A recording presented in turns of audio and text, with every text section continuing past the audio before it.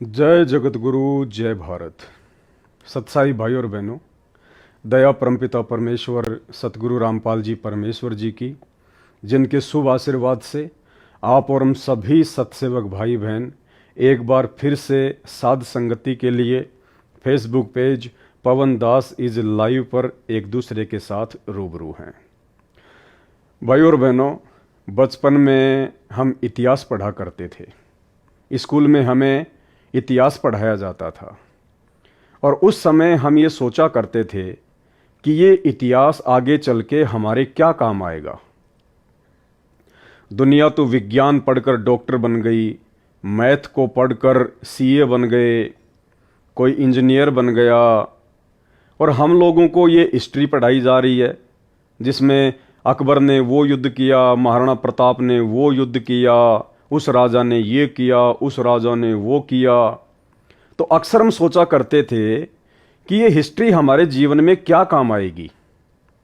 लेकिन वर्षों बाद आज पता चल रहा है कि वो हिस्ट्री भी जीवन में काम आती है।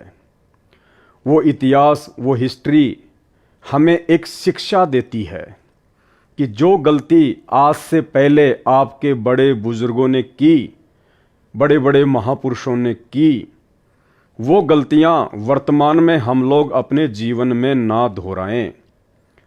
और यदि वैसी ही कोई परिस्थितियां हमारे सामने आके खड़ी हो रही हैं तो हमने उन परिस्थितियों का इतिहास से शिक्षा लेते हुए कैसे सामना करना है, कैसे हमने उन परिस्थितियों से लड़ना है, संघर्ष करना है, समाधान निकालना है।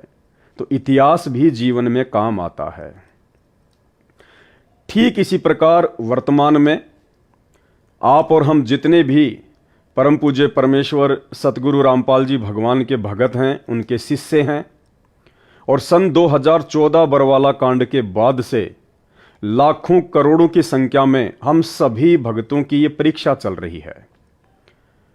हिसार की छोटी जेल में बैठ के सर्व सृष्टि को रचने वाला वो परमात्मा लीला करते हुए, क्योंकि उससे बड़ा कोई लीलाधर नहीं है, उसकी लीला को समझ पाना आम व्यक्ति के बस की बात नहीं है, ब्रह्मा विष्णु महेश के बस की बात नहीं है। स्वयं 21 ब्रह्मांड का स्वामी ज्योति निरंजन काल भी उस परमेश्वर की इस अद्भुत लीला को समझ नहीं पा रहा है। उसको भी यकीन नहीं हो पा रहा कि ये असल में वही परमात्मा हो सकता है जो सतलोक का राजा है, वो भी धोखे में है। फिर भला आम प्राणी कैसे समझ सकते हैं? इस काल के न्यूना जचरी के परमात्मा भी आते हैं यहाँ पे, यो पहचान ना पाता उसको। तो अगर इसने नो पता लग जा भगवान आ रहे हैं, जिसका कलजा फट जा, हार्ट अटैक हो जा। इसलिए परमात्मा एक सिंपल रूप में ऐसे रहते हैं, किसी का भी ना जसदेव भगवान होंगे, इस रूप में वो प्रभु आ जाते हैं। इसलिए परमेश्वर ने अपनी एक वाणी में कहा है कि सब सुमरे अपने अनुमाना तो गति लखी न जाए। यानी उस परमेश्वर के बारे में यदि सभी लोग अपने अपने हिसाब से जानने का प्रयास करेंगे तो उसकी गति को, उसके विषय में आप जान नहीं पाओगे। और कहे कबीर कृपा कर जन पर ज्यों की त्यों समझाई। जिस पर उस गुरुदेव भगवान की, उस कबीर साहिब की कृपा होगी, रजा होगी, उन्हीं आत्माओं को वो परमात्मा अपनी स्थिति के बारे में साफ साफ समझाएगा। तो वर्तमान में उस कबीर परमेश्वर सतगुरु रामपाल जी भगवान की वो रजा, वो दया, वो मेहर, वो कृपा, उनके लाखों करोड़ों की संगत में से हम चंद सत्सेवकों के ऊपर हुई है। और आप और हमारा एक बहुत बड़ा सौभाग्य कि सन 2014 बरवाला कांड के बाद से जो गलतियां हमारे बड़े भाई सतलोक आश्रम मैनेजमेंट हरियाणा वाले पूज्य गुरुदेव सतगुरु रामपाल जी परमेश्वर जी के कलयुगी परिवार वाले, उनके कलयुगी बेटा बेटी, भाई बंधु, रिश्तेदार और जितने भी स्टेट कोऑर्डिनेटर और जिला कोऑर्डिनेटर हैं, ये लोग जो गलतियां अपनी आध्यात्मिक अज्ञानता, नादानी और सतगुरुदेव को परमेश्वर ना मान पाने के चलते लगातार जो करते जा रहे हैं, हर दिन कोई न कोई गलतियां ये करते ही करते हैं और हमें उन गलतियों से एक बहुत बड़ी शिक्षा मिलती जा रही है।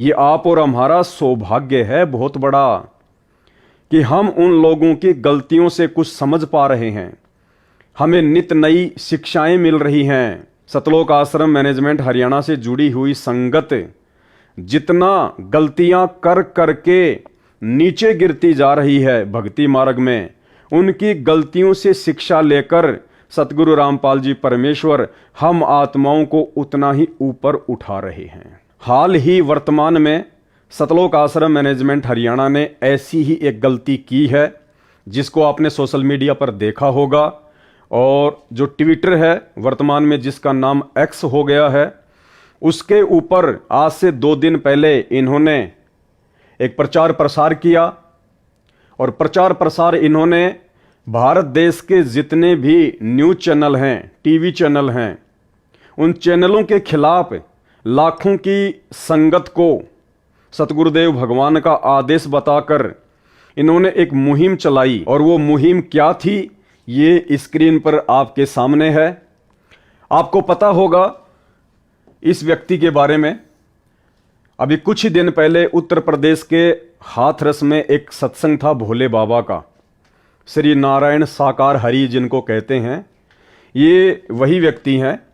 और इनके सत्संग में लाखों की संख्या में भीड़ आ गई और इनके जाने के बाद कहा जाता है कि वहाँ पर भगदड़ मच गई, जिसमें सैकड़ों की संख्या में औरतें, बच्चे और बुजुर्ग व्यक्ति मारे गए और कई सैकड़ों की संख्या में लोग बुरी तरह से घायल हो गए। उसके बाद में मीडिया को तो मौका चाहिए, मीडिया को तो बहाना चाहिए। मीडिया तो 24 घंटे यही देखता रहता है कि कहाँ से क्या मसाला मिले, क्योंकि 24 घंटे उनको कुछ न कुछ अपने चैनल पर दिखाते रहना होता है। तो मीडिया को एक न्यूज़ मिल गई और मीडिया ने बहुत सारे बाबाओं का नाम, बहुत सारे संतों का नाम श्री साकार नारायण हरि के साथ में जोड़कर प्रचार प्रसार करना शुरू कर दिया। और उन्हीं बाबाओं में ये जितने भी बाबा आपको दिखाई दे रहे हैं, इन सभी बाबाओं के साथ में भारत देश के मीडिया ने, न्यूज़ चैनल वालों ने परम पूज्य परमेश्वर सतगुरु रामपाल जी भगवान का भी नाम शामिल कर दिया। और बहुत सारे अनर्गल आरोप, झूठे आरोप, बेबुनियादी आरोप भारतीय मीडिया ने परम पूज्य परमेश्वर सतगुरु रामपाल जी भगवान के ऊपर भी लगाए। उसके बाद जैसे ही इस बात का सतलोक आश्रम मैनेजमेंट हरियाणा वालों को पता चला कि हमारे गुरुदेव का नाम भी इन न्यूज़ चैनल वालों ने, मीडिया वालों ने अन्य नकली संतों के साथ में जोड़ दिया है और लगातार गुरुदेव के विषय में झूठी खबरें चलाई जा रही हैं, दिखाई जा रही हैं। उसके बाद सतलोक आश्रम मैनेजमेंट हरियाणा ने लाखों की संगत को एक फरमान पारित कर दिया। जितने भी लोग सोशल मीडिया से जुड़े हुए हैं, जो लोग सोशल मीडिया पर, फेसबुक पर, यूट्यूब पर, एक्स पर, ट्विटर पर, इंस्टाग्राम पर जो सेवा करते हैं, उन सभी के पास में एक मैसेज वायरल कर दिया कि हम आपको एक मटेरियल बना के भेज रहे हैं, हम आप लोगों को तरह तरह के पोस्टर बना के भेज रहे हैं। उन पोस्टर्स को आप लोगों ने ज़्यादा से ज़्यादा ट्विटर पर, एक्स पर, इंस्टाग्राम पर, यूट्यूब पर, फेसबुक पर शेयर करना है। और संगत तो संगत है बेचारी, संगत तो हमेशा से नादान ही रही है, हमेशा से भोली ही रही है। और यही कारण है 4 युग बीत चुके हैं, हमेशा स्वार्थी लोगों ने अपने स्वार्थ के लिए, अपनी मान बढ़ाई के लिए, अपने अहंकार के चलते, अपने धार्मिक धंधे के चलते उस भोली और नादान संगत का जमकर फायदा ही उठाया है। और वही फायदा वर्तमान में परम पूज्य परमेश्वर सतगुरु रामपाल जी के नाम की आड़ में उनके परिवार वाले, सतलोक आश्रम मैनेजमेंट हरियाणा वाले निरंतर उनके लाखों पढ़े लिखे भक्तों का उठा रहे हैं। भ्रष्ट मीडिया डूब मरो, गलत खबरें दिखाना बंद करो। संत रामपाल जी महाराज का शिष्य हूँ। ये जो आजकल जो भी भारत के अंदर जितने भी बाबा हैं, यौन शोषण के माध्यम से उनको उनके ऊपर कोई केस लगता है तो हमारे जगत गुरु तत्वदर्शी संत रामपाल जी महाराज का भी नाम उनमें ऐड किया जाता है। तो ये सरासर गलत है, क्योंकि लाखों करोड़ों अन्यायों के दिल के ऊपर ठेस पहुंच रही है। और नहीं तो कोई संत रामपाल जी महाराज के ऊपर आज दिन तक कोई एविडेंस है कि उनके ऊपर यौन शोषण का केस लगा हुआ है। वो जितने भी उनके ऊपर केस थे वो 22 बरी हो गए और 2 केस अभी और हैं, वो कोर्ट में विचाराधीन है। तो जितने भी अनुयायी हैं संत रामपाल जी महाराज के, वो आज लाखों अन्यायों के ऊपर आपने मीडिया के माध्यम से उनके दिल के ऊपर ठेस पहुंचाई है। और हम अभी तैयार हैं, हम कोर्ट में मानहानि का केस करेंगे आपके खिलाफ, और आप भी तैयार हो जाएं, क्योंकि संत रामपाल जी महाराज जगत के तारणहार हैं, उनके ऊपर कोई यौन शोषण का केस नहीं है। भ्रष्ट मीडिया माफी मांगो, वरना कार्यवाही के लिए तैयार रहो। क्योंकि भाई और बहनों, ये आस्था, श्रद्धा और भक्ति का खेल कुछ ऐसा ही होता है। कहते हैं धर्म नहीं ये धंधा है, यहां पढ़ा लिखा भी अंधा है। भक्ति मार्ग ऐसा ही है, इसमें आदमी की आंखें बहुत देर में जाके खुलती हैं, तब तक देर हो चुकी होती है। खैर जो भी है, दास आज जो लाइव आया है, तो मेरा लाइव आने का मुख्य मोटिव केवल यही है कि जो गलती वर्तमान में परम पूज्य परमेश्वर सतगुरु रामपाल जी भगवान से पूर्ण आध्यात्मिक ज्ञान लेने के बाद लाखों की संख्या में उनके पढ़े लिखे भगत कर रहे हैं, हम सत्सेवक भाई बहनों ने, जिनको परमपिता परमेश्वर जी ने सतलोक के लिए चुना है, जिनको एक नेक और सुयोग्य और ज्ञानी भगत बनाने के लिए साध संगति से जोड़ा है, सत्सेवक का नाम दिया है, हम भाई बहन, हमारे उन बड़े भाई बहन सतलोक आश्रम मैनेजमेंट हरियाणा वालों द्वारा हर दिन की जाने वाली गलतियों से शिक्षा लेकर, सबक लेकर अपने जीवन में इतने सावधान हो जाएं कि निकट भविष्य में ये काल हमसे छोटी से छोटी गलती भी ना करवा पाए,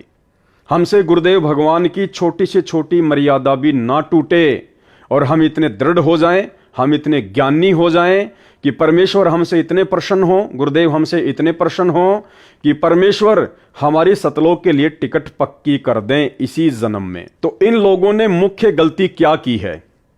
देखिए, यदि आपके गुरु के बारे में, आपके परमेश्वर के बारे में यदि कोई उल्टा सीधा बोलेगा तो ठीक है, भगत का ये कर्तव्य बनता है, भगत का ये दायित्व बनता है कि उसको समझाए। अब बोलने को तो इस श्री नारायण साकार हरि के जो भगत हैं वो भी मीडिया के खिलाफ कुछ न कुछ वीडियो बनाए रहे हैं, कुछ न कुछ बातें आपस में बोल ही रहे हैं कि भाई हमारे गुरुदेव की गलती नहीं है, ये तो भीड़ की गलती है। हमारे गुरुजी ने तो साफ साफ मना कर दिया था कि जब भी आप सत्संग में आओ, आप जी बुजुर्गों को लेके मत आया करो, जो लोग ज़्यादा बीमार हैं उनको लेके मत आया करो, अपने छोटे छोटे बच्चों को लेके मत आया करो। तो इनकी एक शिष्या थी, उनका मैं एक वीडियो देख रहा था, तो इस प्रकार से वो बहन कह रही थी कि इसमें हमारे श्री नारायण साकार हरि प्रभु का कोई दोष नहीं है, हमारे प्रभु तो हमेशा भक्तों को सावधान करते हैं। उन्होंने तो पहले कह दिया था कि बच्चे, बुजुर्ग और बीमार व्यक्तियों को लेके मत आना। और वैसे भी ये भगदड़ हमारे श्री नारायण साकार हरि प्रभु के जाने के बाद में मची है, भगत लोग उनके वचनों पे नहीं चलते, इसमें हमारे प्रभु की कोई गलती नहीं है। तो भगत के ऐसे भाव होते हैं, इसमें कोई दो राय नहीं है, लेकिन ज्ञान कुछ और है। जिस ज्ञान से ये 90% दुनिया बेखबर है, जिस ज्ञान से स्वयं सतगुरु रामपाल जी परमेश्वर जी के 90% भगत बेखबर हैं। तो ठीक है, जब इस प्रकार की न्यूज कोई भी आपके गुरु या परमात्मा के प्रति चलाता है तो मन में इस प्रकार के विचार आते हैं कि हम उनको समझाने का प्रयास करें, लेकिन सिर्फ समझाने का प्रयास ही करना चाहिए, क्योंकि भक्ति मार्ग जगत के मार्ग से अलग होता है, डिफरेंट होता है। भगत की कुछ मर्यादाएं होती हैं, भगत को जगत वालों से एक्स्ट्रा आध्यात्मिक ज्ञान होता है, उसके बाद भगत का बोलना चलना, भगत का रिएक्शन, भगत का हाव भाव दुनिया वालों से बहुत ज़्यादा डिफरेंट हो जाता है। और वो दिखाई भी देना चाहिए, जब वो समय आता है, जब वो परिस्थितियां आता है, तो वो दिखाई भी देना चाहिए कि यदि आप भक्ति मार्ग से जुड़े हुए हैं तो आप में जगत वालों से कुछ डिफरेंट क्या है। अगर आप भी उन्हीं की तरह रिएक्शन करने लग जाएंगे तो क्या फायदा आपका भक्ति करने का, क्या फायदा आपका एक भगत कहलाने का। तो यहां पे सतलोक आश्रम मैनेजमेंट हरियाणा वालों ने, गुरुदेव भगवान के कलयुगी परिवार ने, और उस कलयुगी परिवार के पीछे, सतलोक आश्रमों के पीछे जुड़ी हुई 90% संगत ने थोड़ा सा अपने गुरुदेव भगवान के ज्ञान को आधार नहीं बनाया। और इन्होंने गलती क्या कर दी, जोश में होश खोकर अपने गुरुदेव के ज्ञान को आधार ना बनाकर इन्होंने सबसे बड़ी गलती यह कर दी कि माफी मांगो। इन्होंने सभी मीडिया चैनल वालों को कहा कि माफी मांगो कि आप लोगों ने सतगुरु रामपाल जी के विषय में, कि उनके ऊपर लड़कियों की छेड़ाछाड़ी का आरोप है, उनके ऊपर बलात्कार का आरोप है, उनके आश्रम में ये होता था वो होता था, सभी बाबा एक जैसे हैं, यानी जैसा भी मीडिया वालों ने दिखाया आप लोगों ने अच्छे से देखा होगा। और सतलोक आश्रम मैनेजमेंट हरियाणा ने फिर एक मुहिम छेड़ दी आनन फानन में। सभी भक्तों को फरमान जारी कर दिया कि हम आपको जो पोस्टर बना बना के भेज रहे हैं, आप इन पोस्टर्स को ज्यादा से ज्यादा वायरल करें, ज्यादा से ज्यादा शेयर करें, और जितने भी मीडिया चैनल वाले हैं उनके ऊपर हम दबाव बनाएं और उनको हम मजबूर करें अपनी उस गलती को सुधारने की, कि वो माफी मांगें। ये जो शब्द है भाई और बहनों, माफी मांगें, ये शब्द आध्यात्मिक क्षेत्र में जायज नहीं है। यदि आपको पूर्ण ज्ञान है, यदि आपके गुरु तत्वदर्शी संत हैं, और यदि आपको ऐसे परम संत से ज्ञान प्राप्त है, तो फिर उनके भक्तों का इस प्रकार से जगत के प्रति रिएक्शन नहीं होना चाहिए। दुनिया वालों से माफी मंगवाना, दुनिया वालों के ऊपर दबाव डालकर, प्रेशर डालकर उनसे माफी मंगवाना, ये तत्वदर्शी संत के भक्तों के लक्षण नहीं होते हैं। ये बातें दर्शाती हैं कि आज भी भले ही आपको 20 वर्ष हो गए हों, 15 वर्ष हो गए हों, 10 वर्ष हो गए हों, भले ही आपको प्रथम मंत्र प्राप्त हो, सतनाम प्राप्त हो या सारनाम प्राप्त हो, लेकिन अभी भी आप जी अपने गुरुदेव भगवान के ज्ञान को आधार नहीं बना पाए हैं। अभी आप एक योग्य, सुयोग्य और ज्ञानी भगत की लिस्ट में शामिल नहीं है। देखो, परमेश्वर ने हमें बहुत तरीकों से समझाया है कि भक्तों को कैसे रहना चाहिए, भक्तों का आचार विचार व्यवहार कैसा होना चाहिए। और दूसरी बात भाई और बहनों, आज सतलोक आश्रम मैनेजमेंट हरियाणा को, गुरुदेव के कलयुगी परिवार को इस बात को लेकर पेट में दर्द क्यों हो रहा है, इस बात को लेकर उनके अंदर जोश पैदा क्यों हो रहा है, जब मीडिया इस प्रकार की खबरें अन्य पाखंडी और नकली साधु संत महात्माओं के साथ जोड़कर सतगुरु रामपाल जी परमेश्वर जी के विषय में भी बता रही है। तो आज इन सतलोक आश्रमों से जुड़े हुए लोगों को दर्द क्यों हो रहा है? भाई, मीडिया को इस प्रकार की बातें कहने का मौका, मीडिया को परम पूज्य परमेश्वर सतगुरु रामपाल जी भगवान के खिलाफ इस प्रकार की झूठी न्यूज चलाने का मौका भी तो आप लोगों ने ही दिया है। अरे 2014 बरवाला कांड याद है या भूल गए? किसने करवाया था? किसकी मनमानियों से हुआ? आप लोगों ने भी तो उस समय वही हरकतें की थी, जो हरकतें इन नकली बाबाओं की संगत के द्वारा करने के कारण आज मीडिया वालों को इस प्रकार की न्यूज चलाने का मौका मिल रहा है। बल्कि आप तत्वज्ञानी भक्तों ने तो 2 कदम आगे बढ़ के कुकर्म किए थे। ये श्री नारायण साकार हरि के भगत, इन भक्तों ने कम से कम प्रशासन के साथ में लड़ाई झगड़ा तो नहीं किया। इन लोगों ने स्पेशल कोई काले कपड़े पहन के, काले कमांडो बन के प्रशासन के साथ में मारपीट तो नहीं की। ये तो खाली इनके गुरुदेव के जाने के बाद उनकी गाड़ी के पीछे दौड़ रहे थे और उसके बाद में भगदड़ मच गई और काफी लोगों की मृत्यु हो गई। लेकिन आप लोगों ने सन 2014 बरवाला कांड में जो स्वयं किया और लाखों की नादान संगत से करवाया, गुरुदेव का आदेश बताकर, अरे उस कुक्रम के आगे इन बाबाओं की संगत के कुक्रम तो कुछ भी नहीं है। फिर तुम्हारे पेट में दर्द क्यों हो रहा भाई? किसने अपनी मनमानी की बरवाला कांड में? क्या किसी भी व्यक्ति ने सन 2014 के बरवाला कांड में परम पूज्य सतगुरु रामपाल जी के मुख से यह सुना कि बच्चों में हिसार कोर्ट की तारीख पे नहीं जाना चाहता, बच्चों में चंडीगढ़ की तारीख पर नहीं जाना चाहता। और ये जो पुलिस आ रही है, जो प्रशासन के आदेश से, जुडिशरी के आदेश से, तुम इस पुलिस को आश्रम में मत आने देना, ढाल बन के खड़े हो जाओ, काले कपड़े पहन लो, कमांडो बन जाओ, बंदूकें, लठ और पेट्रोल बम तैयार कर लो, मर जाओ या मार दो, लेकिन पुलिस अंदर नहीं आनी चाहिए। क्या किसी भी भगत ने एक भी शब्द, एक भी स्टेटमेंट अपने गुरुदेव के मुख से इस प्रकार का सुना? तो भाई फिर किसके कहने पर वो नादान संगत, वो भोली संगत काले कमांडो बन गए, व्हाइट कमांडो बन गए, मरने मारने को तैयार हो गए, हाथों में 6-6 फुट के लठ पकड़ लिए, पेट्रोल बम तैयार कर लिए, छोटे छोटे ईंट और पत्थर के टुकड़े आश्रम की छत पे जमा कर लिए। और जैसे ही दिन के 12 बजे 18 नवंबर 2014 को पुलिस वालों के ऊपर आक्रमण कर दिया, उनके ऊपर डंडे बरसाने शुरू कर दिए, पत्थर फेंकने शुरू कर दिए। जवाबी कार्यवाही में पुलिस ने भी अपना एक्शन ले लिया, जिसमें हमारे भी तो 5 भगत और 1 बच्चे की मौत हो गई थी। अरे हमारे आश्रम के आगे भी तो उसी प्रकार से मौत हुई थी भगदड़ मचने के कारण। जिस प्रकार से उत्तर प्रदेश के हाथरस में श्री नारायण साकार हरि के सत्संग में उनके भक्तों की मौत हो गई। फिर आप किस बात को लेकर मीडिया से खफा हैं? किस बात को लेकर आप मीडिया से नाराज हैं भाई? ये मौका मीडिया को वर्तमान में इस प्रकार का झूठ फैलाने का सतगुरु रामपाल जी परमेश्वर जी के विरुद्ध किसने मौका दिया? आप भक्तों ने तो मौका दिया, आप बड़े बड़े कोऑर्डिनेटरों ने तो मौका दिया, आप गुरुदेव के भाई ने तो मौका दिया, आप गुरुदेव के बेटा बेटियों ने, उनके परिवार वालों ने, रिश्तेदारों ने तो मौका दिया। तो भाई फिर पेट में दर्द किस बात का? सहन करो फिर। और अपनी गलतियों को नजरअंदाज क्यों कर रहे हो? और फिर से तुम वही गलतियां वर्तमान में लाखों की नादान और भोली संगत को मोहरा बनाकर करवाने जा रहे हो।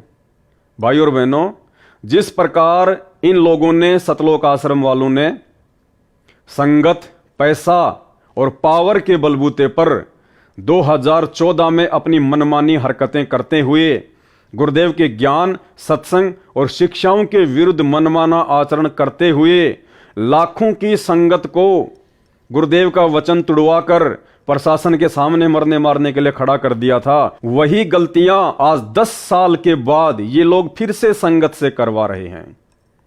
कुछ नहीं बदला इन लोगों का, जरा भी चेंज नहीं हुआ इन लोगों में। क्योंकि परमेश्वर अपने सत्संगों में भाई और बहनों हमें बहुत तरह से समझाते हैं कि काल का जीव कौन होता है और सतगुरु का जीव कौन होता है। परमेश्वर ने हमें बताया कि कोटि वर्ष करो संगत संतों की, और पत्थर का जल में क्या भीजे, एक चंदन बन में रंग ला दे, बांस बिटंबी ना सीजे।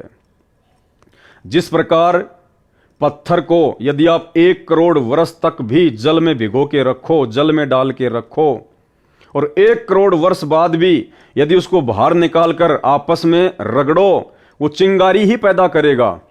जबकि गुरुदेव ने बताया कि जल का स्वभाव होता है निर्मल करना। पानी तो हर चीज को मुलायम कर देता है, नॉर्मल कर देता है, निर्मल कर देता है, लेकिन पत्थर के ऊपर उस जल का भी कोई असर नहीं होता। इसी प्रकार जो काल के जीव होते हैं, जो काल के प्राणी होते हैं, जो भक्ति के अधिकारी जीव नहीं होते हैं, उनके ऊपर सतगुरु के वचनों का, सतगुरु के ज्ञान का, सतगुरु की शिक्षाओं का कोई असर नहीं होता है। वो आत्मा चाहे 1 करोड़ वर्ष भी उस संत की संगत करें, उसके चरणों में रहें, तो भी उनके ऊपर ज्ञान का कोई असर नहीं होता है। फिर परमेश्वर ने बताया कि जैसे सर्प चंदन लिपटाई, तन भया शीतल पर विष नहीं जाई। जैसे सांप होता है, चंदन के जो जंगल होते हैं वहां पे सांप पाए जाते हैं ज्यादा, क्योंकि चंदन का पेड़ जो होता है वो ठंड देता है, ठंडक होती है उसमें।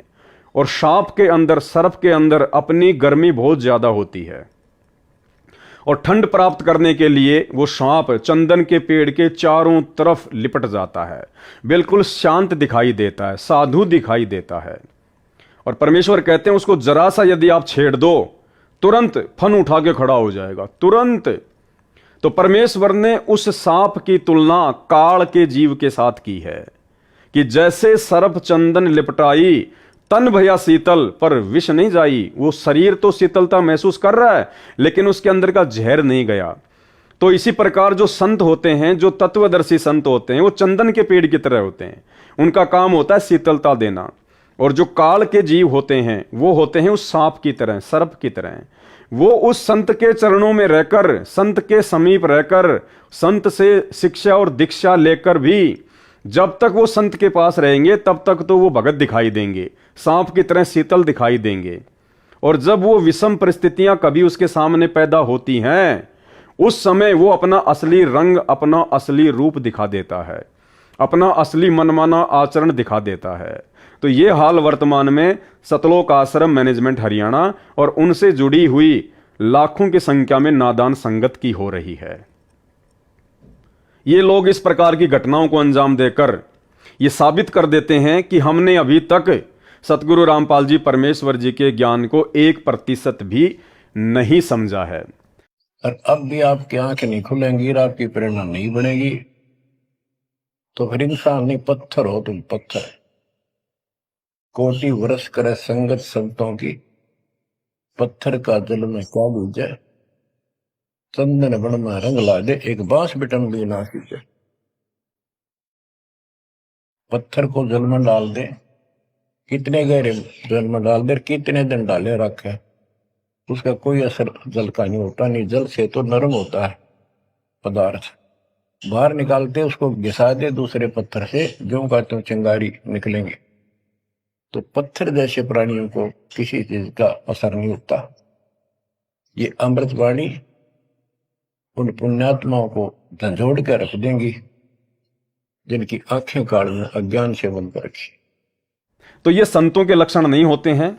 माफी मंगवाना ये भगतों के लक्षण नहीं होते हैं।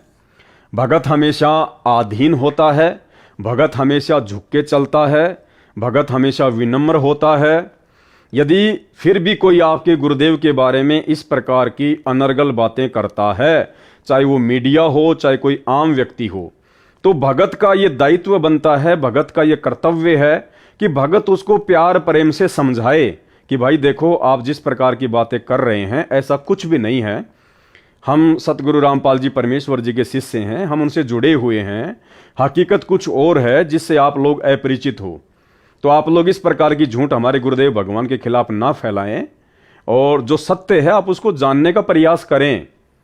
उसके बाद भी यदि वो लोग आपकी बातों को नहीं मानते हैं तो भी परमेश्वर हमें यही शिक्षा देते हैं कि आपने फिर उसके साथ में जोर जबरदस्ती नहीं करनी है, आपने उसके ऊपर किसी प्रकार का कोई प्रेशर नहीं डालना है।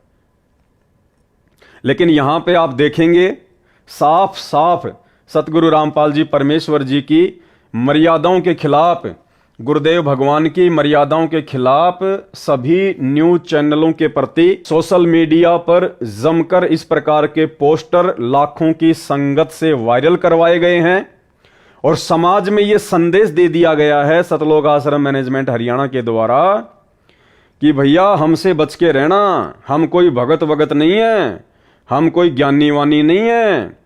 ध्यान रखना, यदि हमारे गुरुजी के खिलाफ कुछ भी बोल दिया तो तुम्हारी खैर नहीं है। अगर सीधी उंगली से घी नहीं निकलेगा तो हम टेढ़ी उंगली करना भी जानते हैं।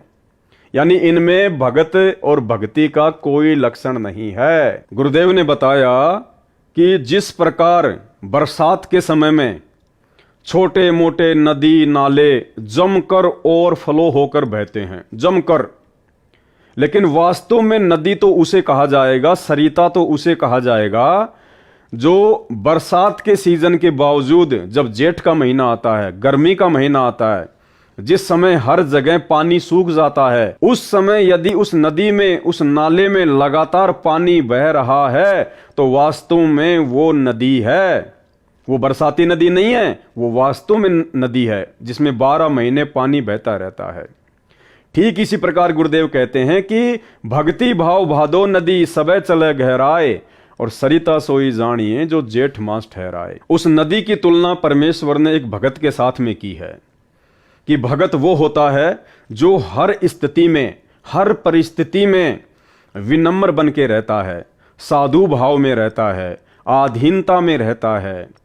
चाहे उसके ऊपर कितना ही कोई प्रेशर आए, चाहे लोग कितना ही उसको जोश दिलाएं, चाहे लोग कितना ही उसके विषय में गलत कहें या उसके गुरु के विषय में कुछ जो है वो गलत कहें, या उस भगत का जो है कुछ बुरा करना चाहें, ऐसी परिस्थिति में भी यदि वो व्यक्ति शांत है, अपने गुरुदेव को ज्ञान को आधार बनाकर चलता है कि कहने दे, इनके कहने से क्या होगा, हमें पता है कि हम क्या हैं और हमारे गुरुदेव भगवान क्या हैं, इन लोगों के भोंकने से क्या होगा, ऐसे ही भोंक भोंक के रह जाएंगे। जैसे कुत्ता अपनी खुद की परछाई शीशे में देखकर भोंक भोंक कर परेशान हो जाता है, तो इसी प्रकार ये नादान दुनिया वाले, आध्यात्मिक ज्ञान से अपरिचित लोग, सतगुरु की भक्ति से अपरिचित लोग इसी प्रकार से भोंक भोंक के रह जाएंगे। हम सही, हमारे गुरुदेव भगवान सही, कोई दाग नहीं है किसी प्रकार का। तो मीडिया के भोंकने से, दुनिया वालों के भोंकने से ना तो हमारे ऊपर कोई फर्क पड़ेगा, ना हमारे गुरुदेव भगवान के ऊपर कोई फर्क पड़ेगा। और उन बातों को हमने हल्के में मजाक में टाल देना चाहिए, उसको कहते हैं भगत।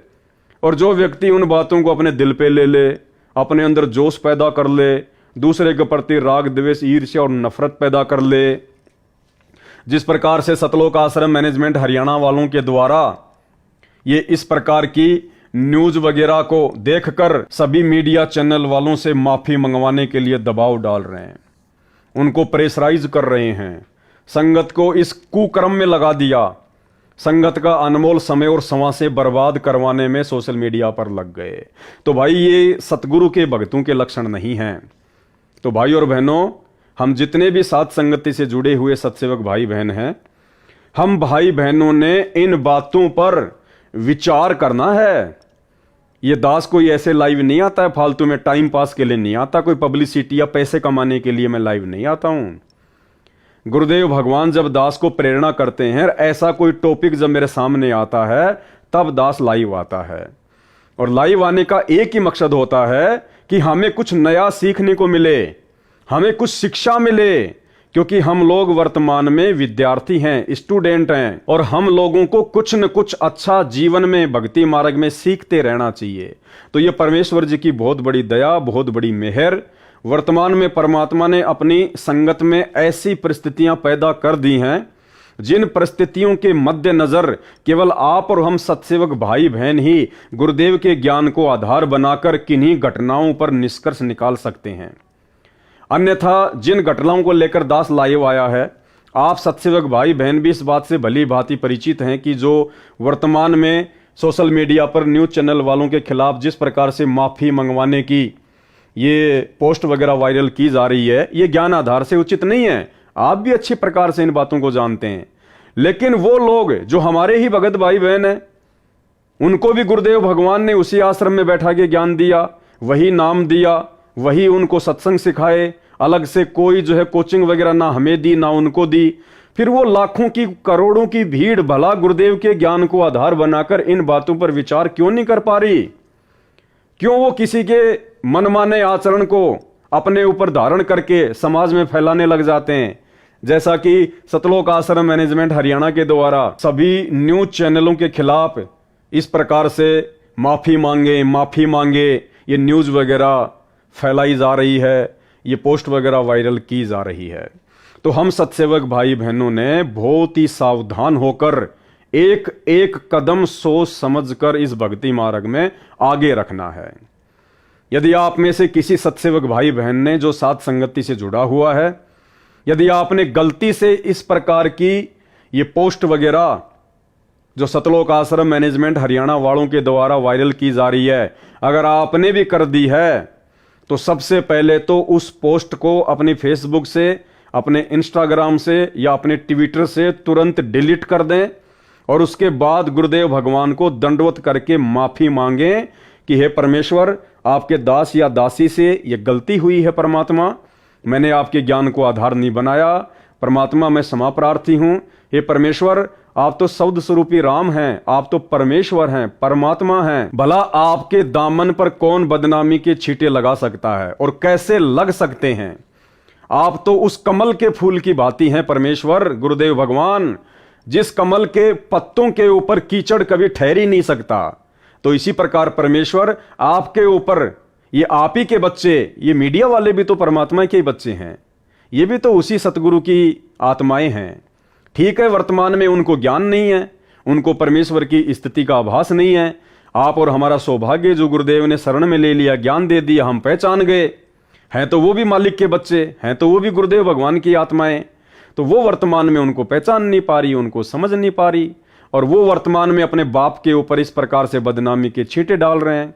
लेकिन बाप तो बाप है, कोई सामान्य व्यक्ति तो है नहीं, कोई सामान्य संत तो है नहीं, ये तो सर्व सृष्टि रचनहार, कुल मालिक, असंख्य ब्रह्मांडों का स्वामी है। तो इनके ऊपर ना तो किसी राजनीतिक पार्टी के द्वारा फेंके गए कीचड़ का दाग लगता है, ना किसी न्यूज चैनल के द्वारा फेंके गए कीचड़ का दाग लगता है। ये तो शुद्ध है, पाक है, पवित्र है, निर्विकार है, निर्लेपम परमात्मा है। तो हम सत्सेवक भाई बहनों ने वर्तमान में जो गुरुदेव ने हमें एक मौका दे रखा है, और ये मौका भाई और बहनों ज्यादा समय तक नहीं मिलेगा। जब तक गुरुदेव भगवान हिसार जेल से अपनी लीला पूरी करके, अपने मिशन को पूरा करके हम भक्तों के बीच में नहीं आ जाते हैं, तब तक का ही समय है कि हम अपने आप को भगत बना लें। अपने अंदर जो भी कमजोरियां हैं, सामाजिक, व्यवहारिक या आध्यात्मिक, सब प्रकार की कमजोरियों को हम दूर कर लें और एक भगत बन जाएं, ताकि परमेश्वर हमसे प्रसन्न हो। तो ये गलतियां हम सत्सेवक भाई बहनों ने बिल्कुल भी नहीं करनी है। अब इन लोगों ने क्या किया भाई और बहनों, आज से लगभग 2 या 3 साल पहले भी इसी प्रकार से मीडिया वालों ने परम पूज्य सतगुरु रामपाल जी परमेश्वर जी के खिलाफ झूठी खबरें दिखाई थी अपने चैनलों पर। और उस समय भी इन सतलोक आश्रम मैनेजमेंट हरियाणा वालों ने, इन कोऑर्डिनेटर लोगों ने, गुरुदेव के बेटा बेटी, भाई बंधु, रिश्तेदारों ने इसी प्रकार से अपनी अज्ञानता और आध्यात्मिक ज्ञानहीनता का परिचय देते हुए लाखों की संगत को इकट्ठा किया। और दिल्ली के नोएडा में जिस न्यूज चैनल ने यह खबर चलाई थी संत रामपाल जी के खिलाफ, इन्होंने संगत को बसों में भर भर के उन मीडिया चैनल वालों के ऑफिस के आगे जमा कर दिया। उनके ऊपर दबाव बनाया कि आपने ये गलत किया, आपने ये गलत किया, माफी मांगो, माफी मांगो, माफी मांगो, जो कि सतगुरु रामपाल जी के ज्ञान और शिक्षाओं के बिल्कुल खिलाफ है। तो उस समय इन्होंने ऐसा किया, जिसमें कुछ न्यूज़पेपर भी शामिल थे, कुछ टीवी चैनल भी शामिल थे। तो ऐसे ही एक ये राजस्थान का अखबार था दैनिक भास्कर, इन्होंने भी संत रामपाल जी के खिलाफ यौन शोषण से संबंधित ऐसी झूठी खबर फैलाई थी।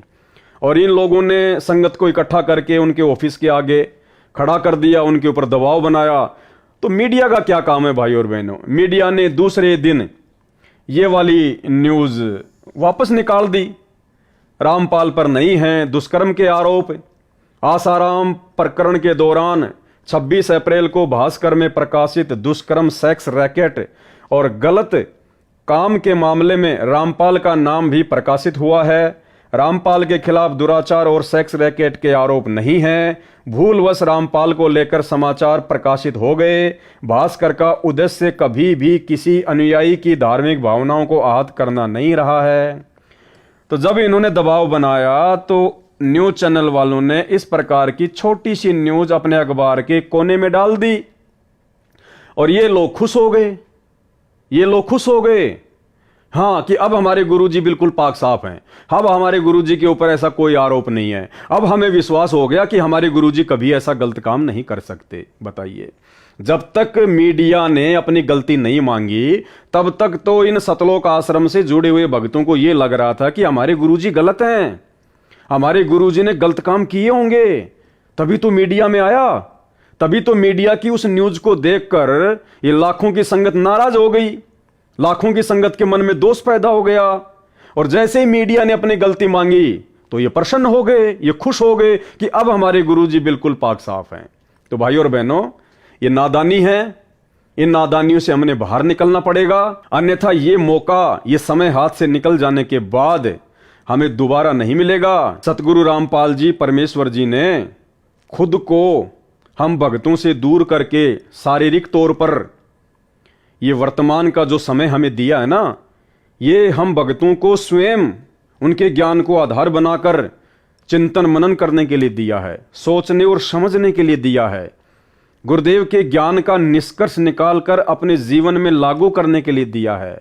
हम एक नेक और अच्छे भगत बन सकें, हम अपने गुरुदेव की पहचान कर सकें, इसलिए गुरुदेव ने हमें यह समय दिया है। ये उनके मिशन का एक अंग है, उनकी लीला का एक हिस्सा है, और इसको उनकी रजा के बिना हर कोई भगत भाई बहन नहीं समझ सकते। तो भाई और बहनों, इसी प्रकार गुरु को मानुष मानने वाला प्राणी, गुरु को अपने जैसा एक मनुष्य, एक आम व्यक्ति, एक आम संत मानने वाला व्यक्ति, भगत, प्राणी, वो हमेशा दुविधा में भी रहता है और वो धोखे में भी रहता है। जिस प्रकार से ये सतलोक आश्रम मैनेजमेंट हरियाणा वाले गुरु को मानुष मानने के चलते धोखे में भी हैं और दुविधा में भी हैं, और आज इस लाखों की संगत की स्थिति बिना पैंदे के लोटे की तरह हो रही है।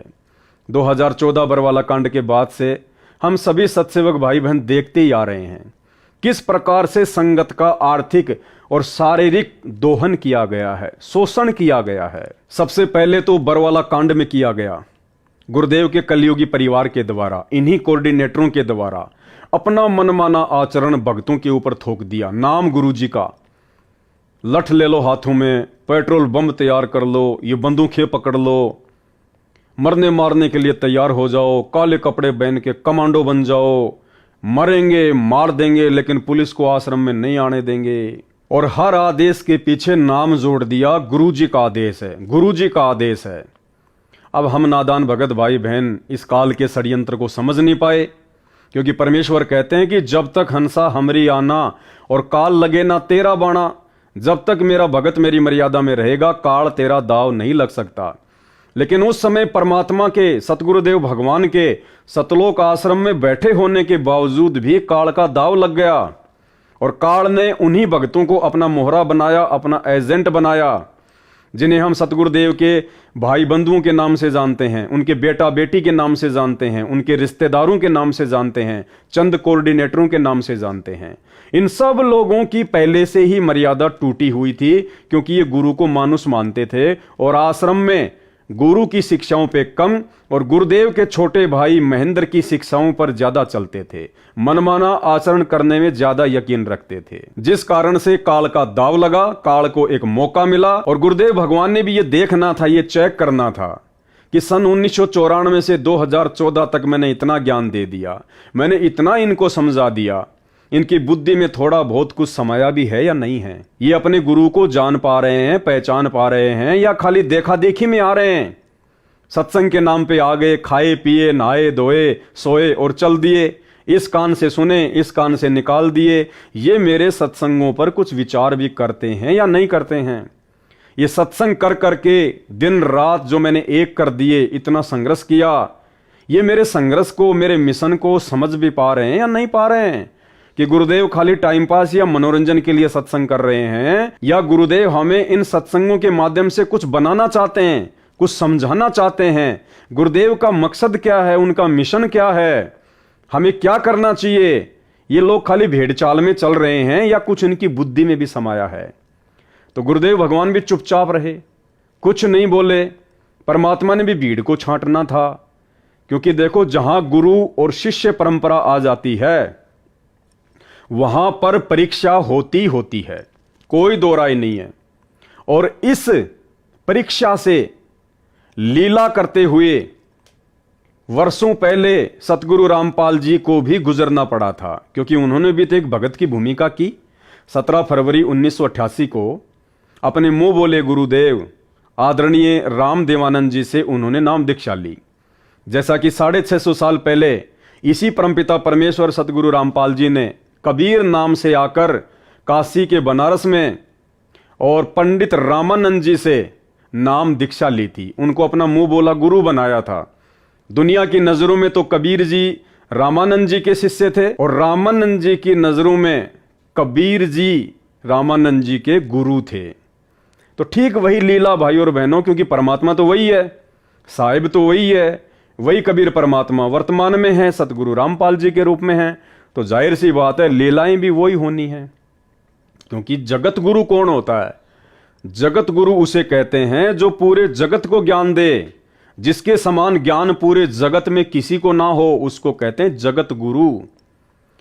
और यदि किसी को लगता है कि संत रामपाल जी ने तो 17 फरवरी 1988 को और आदरणीय राम देवानंद जी महाराज जी से नाम उपदेश लेकर उनसे ज्ञान ग्रहण किया है, और उसके बाद 1994 से वो नाम दीक्षा देने लग गए, उसके बाद उनके भगत उनको जगत गुरु कहने लग गए, तो भाई जगत गुरुओं के लक्षण ये नहीं होते हैं। जगत गुरु किसी गुरु से नाम लेकर या शिक्षा लेकर आगे शिक्षा नहीं देता। जगत गुरु तो सदा से ही जगत गुरु होता है। सतगुरु आदि अनादि है, सतगुरु मद है मूल, सतगुरु को सिजदा करूं एक पलक नहीं भूल। सतगुरु पूर्ण ब्रह्म है, सतगुरु आप अलेख, सतगुरु रमता राम है, इसमें मीन न मेख। तो वर्तमान में सतगुरु रामपाल जी परमेश्वर जी की लाखों करोड़ों की संख्या में जो संगत है, और जो संगत नादानी में, अज्ञानता में, मूर्खता में, भेड़ चाल में, देखा देखी में 17 फरवरी के दिन सतगुरु रामपाल जी परमेश्वर जी का बोध दिवस मनाती है, उन आध्यात्मिक ज्ञानहीन भक्तों को यह समझना चाहिए कि आपके गुरु जी को बोध करवाने वाला, यदि आप अपने गुरु को कबीर जी मानते हैं तो, यदि आप अपने गुरु को परमात्मा मानते हैं तो फिर उस कबीर को, उस परमात्मा को, सतगुरु रामपाल जी को बोध करवाने वाला, चाहे आध्यात्मिक ज्ञान हो चाहे व्यवहारिक ज्ञान हो, उस परमेश्वर को बोध करवाने वाला, बोध का मतलब होता है ज्ञान। इस सकल सृष्टि में ना कोई पैदा हुआ था, ना कोई पैदा है और ना कोई पैदा होगा, क्योंकि सकल सृष्टि उस कबीर परमेश्वर सतगुरु रामपाल जी भगवान ने ही सर्जन की है। सब उसके थल्ले थल्ले हैं, उसके नीचे नीचे हैं। तो 17 फरवरी को बचो अपने गुरुदेव का बोध दिवस मनाने से। देखा देखी में मत चलो, ये देखा देखी का मार्ग नहीं है। 650 साल पहले हम 64 लाख भगत इसी देखा देखी में तो मार खा गए, और उसी देखा देखी में आज वो काल गुरुदेव भगवान के कलयुगी परिवार को, सतलोक आश्रमों से जुड़े हुए मुख्य मुख्य लोगों को मोहरा बनाकर आप और हमें ठगना चाह रहा है। आप और हमें ठगना चाह रहा है गुरुदेव भगवान का बोध दिवस मनवाकर।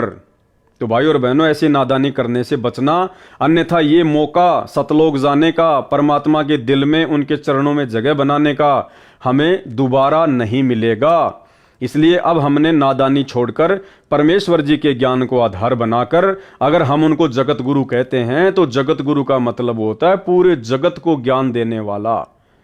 और कोई व्यक्ति किसी दूसरे गुरु से ज्ञान लेके अगर आगे ज्ञान दे रहा है तो फिर वो जगत गुरु नहीं कहला सकता। ये कुछ लक्षण होते हैं जगत गुरु के, ये आप लोगों ने समझना पड़ेगा। भाई और बहनों, ज्ञान को आधार बना के साथ संगति से जुड़िए।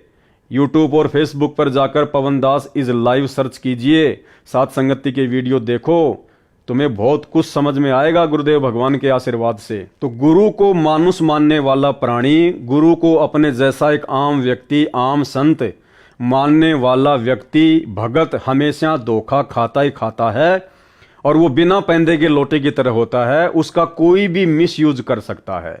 और ये लाखों की करोड़ों की संगत का 2014 बरवाला कांड के बाद से, चाहे वो इशार की तारीखों पे भेजना हो, चाहे वो राजनीति करवानी हो, कभी कांग्रेस तो कभी बीजेपी को वोट और सपोर्ट करवाना हो, हरियाणा के जाट आरक्षण में जाटों के धरने पर संगत को बैठाना हो, उन जाटों का समर्थन करवाना हो, चंदे के रूप में भक्तों के दान का पैसा देना हो, या राजस्थान के गैंगस्टर जो कि पुलिस एनकाउंटर में मारे जा चुके हैं आनंदपाल सिंह, उसकी सीबीआई जांच के समर्थन में अजमेर की रैली में हजारों भक्तों को बैठाना हो, 5-5 लाख रुपए का चेक उन राजपूत करनी सेना वालों को देना हो। इसके अलावा भी ना जाने भाई और बहनों कितने कुकर्म इन्होंने सन 2014 बरवाला कांड के बाद से संगत से करवाए हैं, लोगों की मर्यादाएं तोड़वाई हैं। गुरुदेव भगवान को इन्होंने भक्ति विरुद्ध कुकर्म करके दुखी किया है। तो अब हम सत्सेवक भाई बहनों ने इस प्रकार की गलतियां करने से बचना है। इसके अलावा भाई और बहनों, परमेश्वर हमें हमेशा यही शिक्षा देते हैं। हमें गुरुदेव ने हमेशा अपने प्रवचनों में, अपने सत्संगों में एक ही बात बताई है कि सबसे पहले आप लोगों ने एक भगत बनना पड़ेगा। जब तक आप भगत नहीं बनोगे, भक्ति आपके हृदय में प्रवेश नहीं करेगी।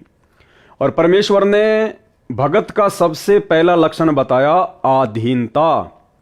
आधीनी के पास है पूर्ण ब्रह्म दयाल, और मान बड़ाई मारियो बेअदबी सिरकाल। जो भगत आधीन होगा, जो भगत ज्ञान से परिपूर्ण होगा, विनम्र होगा, कहते हैं उसके पास में परमात्मा रहता है। आधीनी के पास है पूर्ण ब्रह्म दयाल। और मान बड़ाई मारियो, बेअदबी सिरकाल, बेअदबी यानी फालतू की बातें, व्यर्थ की बातें, कहते हैं उनके ऊपर तो काल बैठा रहता है, बेअदबी सिरकाल। तो परमेश्वर सतगुरु रामपाल जी ने, सारी सृष्टि के रचनहार ने, हमारे पूज्य गुरुदेव भगवान ने हमें एक सुयोग्य भगत बनाने के लिए क्या शिक्षा दी है। परमेश्वर कहते हैं कि जो तोको काटा बोवे वाको बोतू फूल, और तोहे फूल के फूल हैं वाको हैं त्रिशूल। ये शिक्षा दी है परमात्मा ने। पुण्यात्मा, दुष्ट लोगों का काम तो उनका स्वभाव ही होता है दुष्ट कर्म करने का, और साधु संतों का काम होता है स्वभाव जो उनका होता है परमार्थ ही करने का। और कबीर साहब ने हमें शिक्षा भी दी है कि जो तोकू काटा बोवे ताको बोतू फूल, तोहे फूल के फूल हैं वाको है त्रिशूल। हमें परमात्मा कहते हैं कि आपको यदि कोई कष्ट देता है आप उसको कुछ ना कहो, परमात्मा पर छोड़ो, फिर देखना वो उसका कैसा रिजल्ट आपको देगा।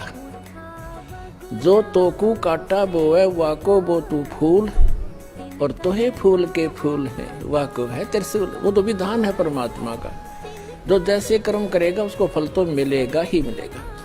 तो आज यदि सतगुरु रामपाल जी परमेश्वर जी का नाम, उस पाक और पवित्र परमेश्वर का नाम, यदि इन तमाम नकली और पाखंडी धर्मगुरुओं के साथ में जोड़कर ये भारतीय मीडिया दिखा रही है, तो इसमें हम भक्तों को उत्तेजित होने की आवश्यकता नहीं है, हम भक्तों को होश में जोश खोने की आवश्यकता नहीं है। परमेश्वर ने हमें जो शिक्षा दी है उसको आधार बनाने की जरूरत है कि जो तोकू काटा बोवे, इस मीडिया ने काटा बोया है, गुरुदेव के खिलाफ उल्टा सीधा बोल के, अनर्गल बातें बोल के, झूठे आरोप लगाकर इस मीडिया ने काटा बोया है। जो तोकू काटा बोवे, फिर परमात्मा कहते हैं भगत का क्या लक्षण है, वाको बोतू फूल। हमने उसके खिलाफ वैसा ही बर्ताव नहीं करना है जैसा उसने किया। सामने वाला यदि कोई पत्थर फेंक रहा है तो भगत ने वापस पत्थर नहीं फेंकने। जो तोकू काटा बोवे वाको बोतू फूल। यदि ये मीडिया, ये न्यूज चैनल वाले परमेश्वर सतगुरु रामपाल जी के खिलाफ झूठा प्रचार कर रहे हैं, अनर्गल बातें कह रहे हैं, सेक्स रैकेट से जोड़ रहे हैं, बलात्कारी कहकर संबोधित कर रहे हैं, यानी कुछ भी झूठ फैला रहे हैं, तुम्हें समझना चाहिए कि ये शैतान का षड्यंत्र है, ये काल का षड्यंत्र है। और वर्तमान में परमात्मा आप और हमारी परीक्षा ले रहा है। काल तो वर्तमान में हर प्रकार से अपने एजेंटों के माध्यम से संगत को फंसाने का ही प्रयास करेगा। वो इसी प्रकार की सूक्ष्म चाल चलेगा। आप लाखों की संगत को लग रहा है कि भाई ये सतलोक आश्रम मैनेजमेंट हरियाणा बहुत अच्छा कर रहा है, मीडिया वालों ने हमारे गुरुजी के खिलाफ इस प्रकार की बातें बक दी, और सतलोक आश्रमों से जुड़े हुए हमारे जो भाई बहन हैं, जो कोऑर्डिनेटर हैं, उन्होंने हमारे को इस प्रकार के ये पोस्टर बना के दे दिए कि करो जम के वायरल सोशल मीडिया पर। इन मीडिया चैनल वालों की इतनी औकात क्यों हो गई, इन्होंने कैसे हमारे गुरुजी के खिलाफ इस प्रकार की बातें बोल दी।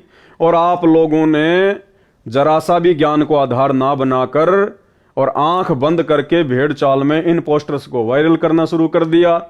अरे यही तो परीक्षा है परमात्मा की, अरे यही तो सूक्ष्म चाल है दूसरी तरफ उस शैतान की, उस काल की। उधर से वो भी जोर लगाएगा आप और हमारी मर्यादाएं खंडित करवाने के लिए, वो सूक्ष्म चाल चलेगा। और ये सूक्ष्म चाल है इस प्रकार से पोस्टर बनवाकर आप भक्तों से सोशल मीडिया पर वायरल करवाना। और दूसरी तरफ वो सतगुरु रामपाल जी भगवान जो हिसार की छोटी जेल में बैठकर आप और हम भगत भाई बहन जो इस 21 ब्रह्मांड रूपी शैतान की बड़ी जेल में बैठे हुए हैं, वो परमेश्वर 28 वर्षों से अनमोल तत्व ज्ञान देकर काल की सूक्ष्म चाल से ही हमारी परीक्षा लेगा। परमेश्वर उसको मना नहीं करेगा, उसको रोकेगा टोकेगा नहीं। काल इस समय स्वतंत्र है, ये परीक्षा का समय है। वो भक्तों को अच्छे से तोड़ेगा, डराएगा, धमकाएगा, गुमराह करेगा, साम दाम दंड भेद या घटिया से घटिया नीति अपने एजेंटों के माध्यम से लागू करवाएगा। आप और हम सबको अच्छे से पता है वो स्वयं तो आता नहीं है, स्वयं तो वो प्रकट होता नहीं है, उसने कसम खा रखी है। तो वो कैसे प्रकट होता है, वो कैसे अपनी सूक्ष्म चाल चलेगा, वो कैसे भक्तों की मर्यादा तोड़वाएगा। वो उन लोगों को मोहरा बनाएगा जिन भगतों की मर्यादाएं टूटी हुई हैं, जो भगत गुरु को परमात्मा नहीं मानते हैं। उन लोगों के मार्फत, जिन लोगों के ऊपर लाखों की करोड़ों की संगत आंख बंद करके विश्वास करती है, जैसे आपके कोऑर्डिनेटर गुरुदेव के कलयुगी बेटा बेटी भाई बंधु रिश्तेदार, जिन लोगों पर संगत आध्यात्मिक अज्ञानता के चलते गुरुदेव के ज्ञान को आधार ना बनाकर आंख बंद करके विश्वास करती है, उन्हीं लोगों को मोहरा बनाएगा वो काल। और पिछले 10 वर्षों से बरवाला कांड के बाद उन्हीं लोगों को काल ने लगातार मोहरा बनवाकर भक्तों की मर्यादाएं खंडित करवाई हैं। तो ये आप और हमारी परीक्षा चल रही है। उधर से काल का दबाव है, इधर से परमात्मा ये चेक करना चाह रहा है कि इन घटनाओं के माध्यम से मेरे भगत कुछ विचार भी करते हैं या खाली लातों की भूति बने हुए हैं, या खाली भेड़ चाल में चल रहे हैं, जैसा उनको कह दिया जाए वैसा ही वो करने लग जाते हैं। तो ये परीक्षा है परमेश्वर की तरफ से। तो गुरुदेव कहते हैं जो तोकू काटा बोवे, ये मीडिया वालों ने काटा बोया है। काल की प्रेरणा से हम भक्तों को भड़काने का प्रयास किया, उस काल ने हमारे को ठगने का प्रयास किया।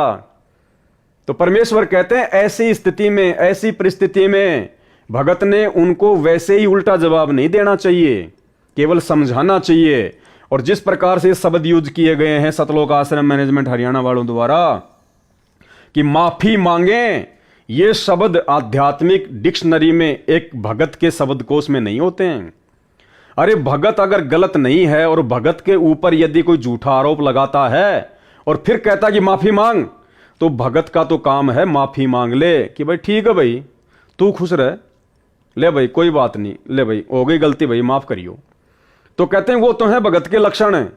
और एक भगत जिसको ज्ञान हो, सतगुरु का भगत हो, और वो दूसरों को कहे कि माफी मांग माफी मांग, तो भाई ये ज्ञान को नहीं, ये अहंकार को दर्शाता है, ये अज्ञानता को दर्शाता है, ये भगत की नादानी और मूर्खता को दर्शाता है, उसके ज्ञान को दर्शाता है।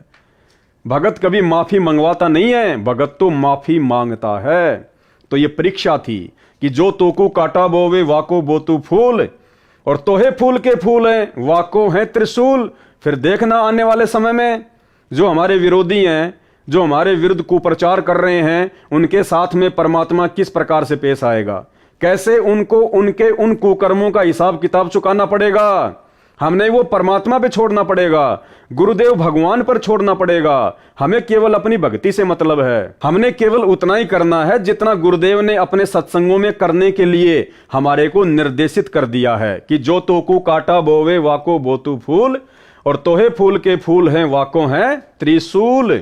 समय आने पर परमात्मा उसको उसके कुकर्मों की सजा ऑटोमेटिक दे देगा। राम किसी को मारे नहीं, मारे तो हत्यारा राम, अपने आप ही मर जाएंगे कर कर खोटे काम। हम भगत क्यों टेंशन लें, हम भगत क्यों सिर में दर्द करें, जब हमारा गुरु समर्थ है, हमारा गुरु सर्वशक्तिमान है, हमारा गुरु निर्विकार निर्विषम निर्लेपम है, कमल के पत्तों की तरह हैं, कमल के फूल की तरह हैं। इनके ऊपर कोई भी दाग, कोई भी कीचड़ लगे नहीं सकता, ठहर ही नहीं सकता। आप रोजाना नित्य नियम में पढ़ते हो, नित्य नियम का पाठ करते हो भक्ति बोध में, और उसमें परमेश्वर की क्या वाणी है, गरीब ऐसा सतगुरु हम मिल्या तेज पुंज की लोय।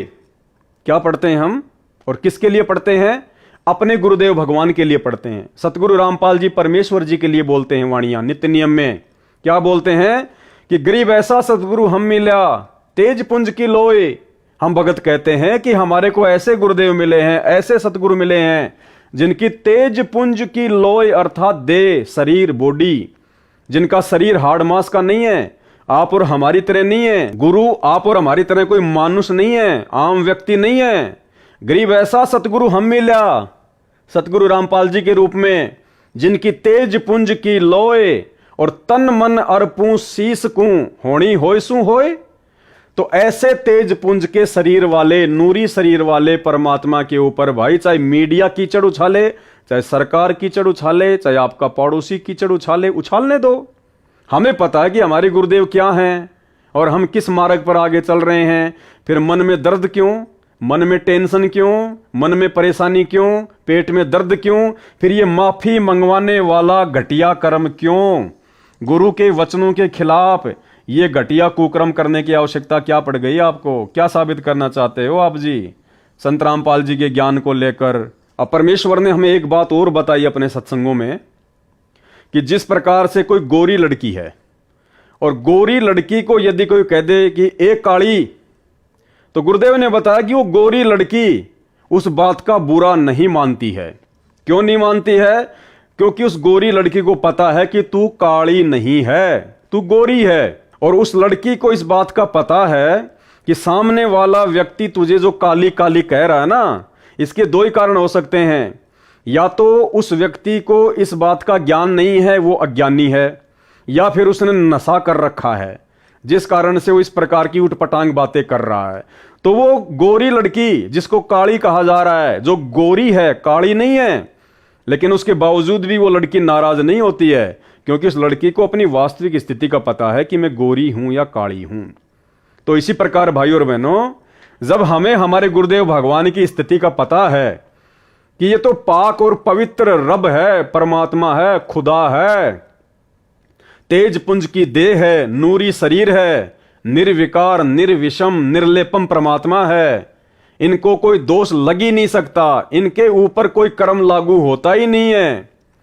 फिर इनको यदि कोई बलात्कारी कहता है, यदि इनके ऊपर कोई कीचड़ उछालता है, यदि गुरुदेव को नकली साधु संतों के साथ में ये भारतीय मीडिया जोड़ती है, और यदि हम भक्तों को इस बात का भली भांति ज्ञान है कि हमारे गुरुजी क्या हैं, तो भाई हमारे पेट में दर्द होना ही नहीं चाहिए, हमारे को परेशानी होनी नहीं चाहिए, हमारे को इस प्रकार से उत्तेजित होना ही नहीं चाहिए, हमारे को जोश में आकर होश खोना ही नहीं चाहिए।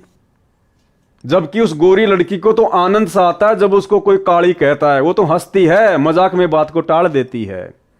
और हम तत्वज्ञानी भगत ऐसे महापुरुष से अनमोल तत्वज्ञान लेकर भी आज वर्तमान में भी इस प्रकार की घटिया हरकतें करके अपनी आध्यात्मिक अज्ञानता को दुनिया के सामने पेश कर रहे हैं। इसके अलावा गुरुदेव भगवान ने हमें एक वाणी के माध्यम से और समझाया है कि कहते को कहीं जान दे और गुरु की सीख तू ले, साकट और सवान को उल्ट जवाब ना दे। तो भारतीय मीडिया ने ये साकट वाला कुकर्म किया है। परम पूज्य सतगुरु रामपाल जी परमेश्वर जी को, जो कि पाक और पवित्र हैं, जिनके विषय में दुनिया अभी जानती नहीं है, पहचानती नहीं है, इन लोगों ने इन नकली और पाखंडी बाबाओं के साथ में परम पूज्य सतगुरु रामपाल जी परमेश्वर जी को जोड़कर जो साकट वाला कर्म किया है, जो कुत्ते वाला कर्म किया है। तो भाई और बहनों, यदि हम भक्तों को ज्ञान है, क्योंकि वो तो जगत है, उनको तो ज्ञान नहीं है, मीडिया वालों को तो कुछ भी कह सकते हैं, लेकिन हमें तो परमात्मा ने बताया ना कि ऐसी परिस्थिति में जब तुम्हारे खिलाफ या तुम्हारे गुरुदेव के खिलाफ यदि कोई उल्टी सीधी बातें बोले, अनर्गल झूठ फैलाए, तो ऐसे समय में भक्तों का क्या रिएक्शन होना चाहिए? कहते को कहीं जान दे और गुरु की सीख तू ले, साकट और सवान को उल्ट जवाब ना दे। तो भारतीय मीडिया, ये समाचार पत्र वाले, टीवी चैनल वाले, यदि सतगुरु रामपाल जी परमेश्वर जी के खिलाफ इस प्रकार की झूठी न्यूज चला रहे हैं, कहते को कहीं जान दे, ये जो भी कह रहे हैं इनको कहने दो। और हमारे लिए क्या आदेश है? गुरु की सीख तू ले। हमने गुरु जी की शिक्षा लेनी है, हमने गुरु जी के ज्ञान को आधार बनाना है कि साकट और सवान को उल्ट जवाब ना दे। फिर तुमने ये उल्टा जवाब क्यों दिया भाई इनको? तुमने माफी मांगने की बात कहकर तुमने तो उल्टा जवाब दे दिया। तुम तो अहंकार में आ गए, मान बढ़ाई में आ गए, जोश में होश खो दिया, उत्तेजित हो गए, काल की सूक्ष्म चाल में फंस गए, गुरुदेव के ज्ञान से कोसों दूर हटकर। तो भाई और बहनों, आप और हम सत्सेवकों का सौभाग्य है कि जो गलतियां सतलोक आश्रम मैनेजमेंट हरियाणा वाले लगातार करते जा रहे हैं, और गलतियां भाई और बहनों एक भगत से केवल उसी समय होंगी जब तक वो भगत अपने गुरुजी को परमात्मा नहीं मान लेगा। जिस दिन अपने गुरु के ज्ञान को आधार बनाकर आप अपने गुरु की पहचान कर लोगे, आप अपने गुरु को परमात्मा के रूप में स्वीकार कर लोगे हृदय से, खाली जुबान से भगवान भगवान कहने से बात नहीं बनती। ये जुबान से भगवान भगवान तो ये सतलोक आश्रम मैनेजमेंट हरियाणा वाले इन आश्रमों में सारा दिन चिल्लाते रहते हैं, सतगुरु रामपाल जी भगवान की जय, सतगुरु रामपाल जी भगवान की जय। परमात्मा जुबान से भगवान भगवान कहने से प्रसन्न नहीं होता, वो अंतर्यामी है, वो देखता है इसके हृदय में भगवान के रूप में उसका गुरु समाया है या नहीं समाया है। फॉर्मेलिटी नहीं चलती भक्ति मार्ग में। परमेश्वर अंतर्यामी है, गुरुदेव अंतर्यामी हैं, इनसे कुछ भी छुपा हुआ नहीं है। तो हमने हर प्रकार से परमेश्वर के ज्ञान को आधार बनाकर ही भक्ति मार्ग पर आगे बढ़ना है। और जिस प्रकार से ये मैनेजमेंट वाले भाई बहन जो गलतियां करते जा रहे हैं, आप और हमारा सौभाग्य है कि परमात्मा मुझ जैसे 2 कोटि के जीव को सद्बुद्धि देके आप भाई बहनों का इस प्रकार से वीडियो बनवाकर मार्गदर्शन करवाते जा रहे हैं, हमें निरंतर भक्ति मार्ग पर आगे बढ़ाते जा रहे हैं। हमारे अंदर दृढ़ता और विश्वास पैदा होता है कि वास्तव में साथ संगति से जोड़कर गुरुदेव भगवान ने हमारे ऊपर बहुत बड़ा उपकार किया, बहुत बड़ा रहम किया है। तो भाई और बहनों, अब आगे आपको दास परमपिता परमेश्वर सतगुरु रामपाल जी भगवान के आशीर्वाद से उनकी पुस्तक आध्यात्मिक ज्ञान गंगा के पेज नंबर 66 से आपको कुछ दिखाना चाहेगा, कुछ बताना चाहेगा।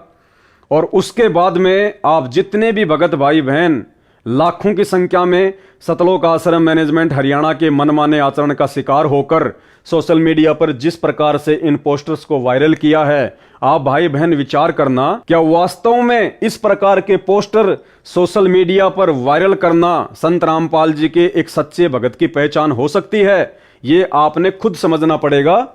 और समझाने के लिए परमेश्वर जी के ज्ञान आधार से ये दास केवल आपको बता सकता है, आपको ये दिखा सकता है जो बातें यहां पे परमेश्वर जी के द्वारा इस पुस्तक में लिखी गई हैं। मानना ना मानना, स्वीकार करना ना करना, ये आप भगत भाई बहनों के अपने बुद्धि विवेक पर निर्भर करता है। तो भाई और बहनों, ये पुस्तक है परमपिता परमेश्वर सतगुरु रामपाल जी भगवान के द्वारा लिखित आध्यात्मिक ज्ञान गंगा। और आध्यात्मिक ज्ञान गंगा पुस्तक का ये पेज नंबर है 66। और इस पर सतगुरु रामपाल जी भगवान ने एक भगत को किस प्रकार से भक्ति मार्ग पर रहना चाहिए, कितनी शांति और अधीनता के साथ में रहना चाहिए, और कैसे हमने दूसरे लोगों के साथ वाद विवाद करने से बचना चाहिए ताकि हम अपनी भक्ति को सफल करें और काल की किसी भी चाल में ना फंस सकें। तो उसके बाद आप जी खुद विचार करना कि जो कुकर्म, जो मनमाना आचरण मीडिया चैनल वालों के खिलाफ सतगुरु रामपाल जी परमेश्वर जी का नाम बताकर उन बड़े बड़े समझे जाने वाले भक्तों के द्वारा सतलोक आश्रम मैनेजमेंट हरियाणा के द्वारा आप लाखों की संगत से करवाया गया है, वो कहां तक उचित है और कहां तक अनुचित है। तो ये पुस्तक आध्यात्मिक ज्ञान गंगा पेज नंबर 66, इसमें गुरुदेव भगवान क्या कह रहे हैं? हम एक कुल मालिक की संतान हैं। ये किसके लिए कहा परमात्मा ने? इस 21 ब्रह्मांड में जितने भी जीव हैं, चाहे वो पशु पक्षी हों या चाहे मानव शरीरधारी आप और हमारे जैसे स्त्री पुरुष हों, सबके लिए गुरुदेव क्या कह रहे हैं? हम एक कुल मालिक की संतान हैं। यानी वो मीडिया वाले भी परमात्मा की संतान हैं, गुरुदेव भगवान के ही बच्चे हैं। सत्य ज्ञान न होने से हिंदू मुसलमान के झगड़े, हिंदू सिख के झगड़े, मुसलमान ईसाई के झगड़े धर्म के श्रेष्ठता और अश्रेष्ठता के कारण हैं। परमेश्वर कह रहे हैं कि इस संसार में आप मानव शरीरधारी प्राणियों के जितने भी आपस के झगड़े, राग द्वेष, ईर्ष्या, मारपीट जो भी होती है ना, ये आपस में धर्म के नाम पे होती है, धार्मिक अज्ञानता के नाम पे होती है, काल की, शैतान की सूक्ष्म चाल के कारण होती है। हम एक कुल मालिक की संतान हैं। सतज्ञान ना होने से, यानी वास्तविक आध्यात्मिक ज्ञान ना होने से, जबकि आप और हमें तो गुरुदेव ने सत्य ज्ञान दे दिया, वास्तविक आध्यात्मिक ज्ञान दे दिया। सतज्ञान ना होने से हिंदू मुसलमान के झगड़े, हिंदू सिख के झगड़े, मुसलमान ईसाई के झगड़े धर्म के श्रेष्ठता और अश्रेष्ठता के कारण है कि हमारा धर्म बढ़िया, हमारा धर्म बढ़िया। विश्व युद्ध में भी इतना रक्तपात नहीं हुआ होगा जितना धर्म के खतरे की आड़ में हो चुका है। धार्मिकता के खतरे की तरफ ध्यान न देने से अनेक बुराइयां सर्व पवित्र धर्मों में घर कर चुकी हैं। सर्व पवित्र धर्मों में 1% व्यक्ति होते हैं जो 99% को आपस में लड़वाकर मरवा रहे हैं। ठीक इसी प्रकार ये जो सतलोक आश्रम मैनेजमेंट हरियाणा से जुड़े हुए मुख्य लोग हैं, ये संत रामपाल जी की लाखों की करोड़ों की संख्या की तुलना में 1% हैं, मुश्किल से 1%। और इन लोगों ने काल प्रेरणा से, काल की सूक्ष्म चाल में फंसकर, काल के एजेंट बनकर इस परीक्षा के समय में संत रामपाल जी के 99% भक्तों की रेल बना रखी है। सबकी मर्यादा निरंतर तुड़वाने में लगे हुए हैं। धार्मिकता के खतरे की तरफ ध्यान न देने से अनेक बुराइयां सर्व पवित्र धर्मों में घर कर चुकी हैं। सर्व पवित्र धर्मों में केवल 1% व्यक्ति होते हैं जो 99% को आपस में लड़वाकर मरवा देते हैं। इसके विपरीत हिंदू हिंदू को मार रहा है, सिख सिख को काट रहा है, मुसलमान मुसलमान को परेशान कर रहा है, ईसाई ईसाई का दुश्मन बना हुआ है, आर्य समाजी पर ही मुकदमे किए बैठा है, कबीर पंथियों के दुश्मन बने बैठे हैं। जिस प्रकार हम भी तो कबीर पंथी हैं, यानी सतगुरु रामपाल जी भगवान स्वयं कबीर परमात्मा हैं, और उनसे उपदेश लेकर उनके शिष्य बनकर हम भी कबीर पंथी हो गए। तो परमेश्वर कह रहे हैं कबीर पंथियों के दुश्मन बने हैं। आज हम सत्सेवकों को जो कि ज्ञान आधार से भक्ति करना चाहते हैं, जगह जगह साथ संगतियां करके परमेश्वर के ज्ञान आधार से हम लोग 5 यज्ञ करते हैं, एक दूसरे भाई बहनों की गुरुदेव के सत्संग आधार से शंका समाधान करते हैं, परमेश्वर को इकट्ठा होकर भोग लगाते हैं। तो आज हम कबीर पंथियों को सबसे ज्यादा दुखी परेशान कौन करता है? आज सैकड़ों की संख्या में जितनी भी साथ संगतियां हो चुकी हैं, और उनमें से ज्यादातर साथ संगतियों में बीच में आकर या पुलिस वालों को लेकर सबसे ज्यादा भक्तों को परेशान कौन करता है? भक्तों को दुखी कौन करता है? भक्तों के साथ में मारपीट कौन करवाता है? भक्तों के साथ में स्वयं मारपीट कौन करता है? भक्तों की साथ संगतियां कौन कैंसिल करवाता है? सतलोक आश्रम मैनेजमेंट हरियाणा, यानी कबीर पंथी ही कबीर पंथियों के दुश्मन बने हुए हैं। तथा अन्य आश्रमों में तथा डेरों के महंतों व संतों के आपस में कत्लेआम तथा मुकदमे तत्व ज्ञान के अभाव के कारण ही हो रहे हैं। यानी गुरुदेव ने स्पष्ट कर दिया कि ये जितनी भी नादानियां जो हो रही हैं वर्तमान में भक्ति मार्ग में, ये सब आध्यात्मिक अज्ञानता के कारण हो रही है, सतज्ञान की कमी के कारण हो रही है। तो भाइयों और बहनों, अरे हमें तो सतज्ञान दे दिया गुरुदेव भगवान ने। अरे सतलोक आश्रमों से जुड़े हुए भाई बहनों, तुम्हें तो सतज्ञान मिल गया, सच्चा गुरु मिल गया, तत्व ज्ञान मिल गया। फिर तुम क्यों इस प्रकार से इन मीडिया चैनल वालों के खिलाफ ये भड़काऊ पोस्टर वगैरह डाल रहे हो? क्यों तुम उनसे माफी मंगवाने की जिद पे अड़े हुए हो? अगर वो सहज में माफी मांग लेंगे तो ठीक है, नहीं तो फिर तुम क्या करोगे?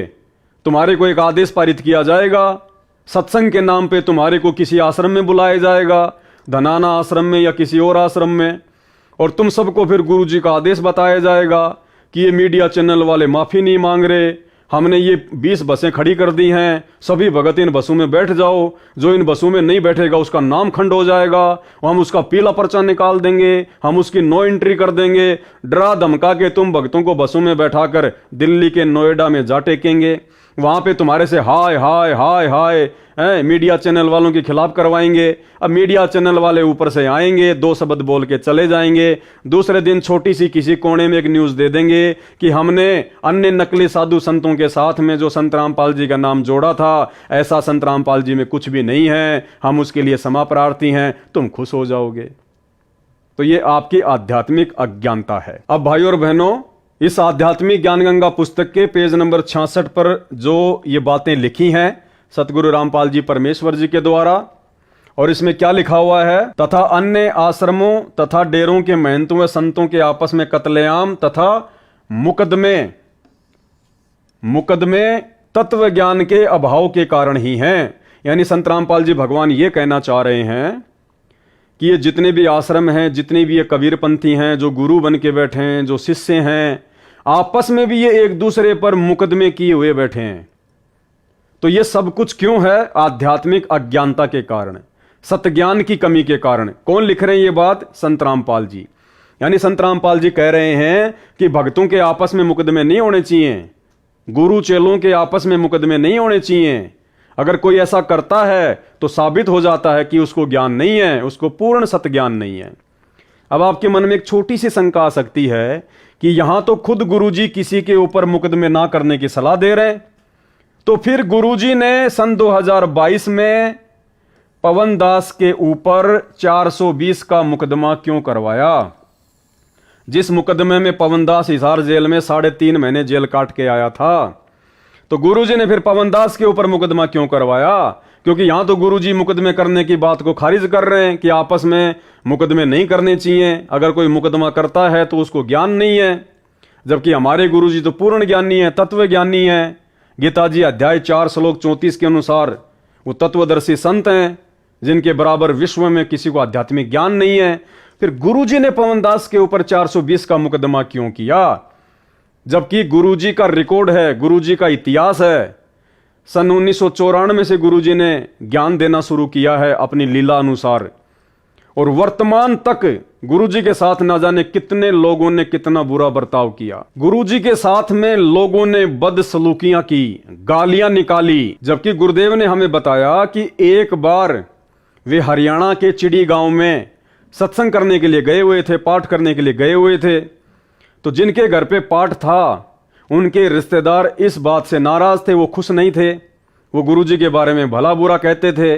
तो जब गुरुदेव वापस सत्संग करके जा रहे थे तो रास्ते में वो रिश्तेदार भी आ गए। उन्होंने गाड़ी खड़ी कर दी गुरुदेव की गाड़ी के आगे, ड्राइवर को भी नीचे उतारा, गुरुदेव को भी नीचे उतारा और गुरुदेव को गालियां निकाली, भला बुरा कहा, जो कुछ कहना था उन्होंने कहा। और अंत में उन्होंने कहा कि कान पकड़ के माफी मांग कि आज के बाद में चिड़ी गांव में सत्संग करने नहीं आएगा। तो भाई और बहनों, ये तो लीलाधर है, लीलाधर। इस परमेश्वर की गति को तो ये काल भी नहीं जानता, ये भी धोखे में रहता है। उस लीलाधर ने, उस परमपिता परमेश्वर जी ने, समर्थ ने अपने ही उस बच्चे के आगे जो उनको पहचान नहीं पाया और कान पकड़कर गुरुदेव भगवान ने माफी मांगी कि भाई आज के बाद हम थारे चिड़ी गांव में नहीं आएंगे। उसके बाद उन्होंने गुरुदेव को जाने दिया। अगर ये परमात्मा चाहे, भाई और बहनों, हम नित्य नियम में पढ़ते हैं, गरीब ऐसा सतगुरु हम मिल्या, बेपरवाह अबंद, परम हंस पूर्ण पुरुष, रोम रोम रविचंद। और जाके अर्ध रूम पर, अर्ध रूम यानी आधा बाल, जाके अर्ध रूम पर शकल पसारा, ये किस ब्रह्मांड, अक्षर पुरुष के 7 शंख ब्रह्मांड, सतलोक ऊपर के 3 लोक। कहते हैं उस आदि पुरुष परमपिता परमेश्वर सतगुरु रामपाल जी भगवान, जिनका वैदिक नाम है कबीर देव, कहते हैं उनके आधे बाल के बराबर भी ये सकल सृष्टि पूरी कायनात नहीं है। इतने समर्थ हैं हमारे गुरुदेव भगवान सतगुरु रामपाल जी परमेश्वर जी। अगर वो परमात्मा फूक मार दे, 21 ब्रह्मांड उड़ के ना जाने कहां चले जाएं। लेकिन ये लीलाधर ऐसी लीला करता है, इसीलिए नानक जी ने इनको ठगवाड़ा कहा है। इसीलिए वेदों में इस कबीर देव भगवान को तस्करा कहा है। तस्करा यानी आंखों में धूल जोक कर अपना काम करने वाला। काल को भी यकीन नहीं है कि वो परमात्मा इस गंदे लोक में आके इस प्रकार से एक आम व्यक्ति, आम संत की तरह भूमिका करके अपने मिशन को पूरा करता होगा। इनको ठगवाड़ा इसीलिए कहा गया है, इनको तस्करा इसीलिए कहा गया है। तो भाई और बहनों, आपके मन में भी ये सवाल आया होगा, आ रहा होगा ये पढ़ने के बाद में, कि जो गुरुदेव भगवान एक दूसरे के ऊपर मुकदमे ना करने की सलाह दे रहे हैं, फिर उन्होंने अपने ही शिष्य पवनदास के ऊपर 420 का मुकदमा क्यों किया? तो भाई और बहनों, अगर इसके ऊपर मैं वीडियो बनाऊंगा तो कम से कम 4-5 घंटे का वीडियो बन जाएगा। ये बहुत लंबी चौड़ी कहानी है, ये परमात्मा के मिशन का एक हिस्सा है। समझदार भाई बहन तो इस बात को भली भांति जानते हैं, जो सत्सेवक हैं वो। और दास कई बार इन बातों का जिक्र भी कर चुका है। जेल से आने के बाद दास ने 4 घंटे का वीडियो भी बनाया था।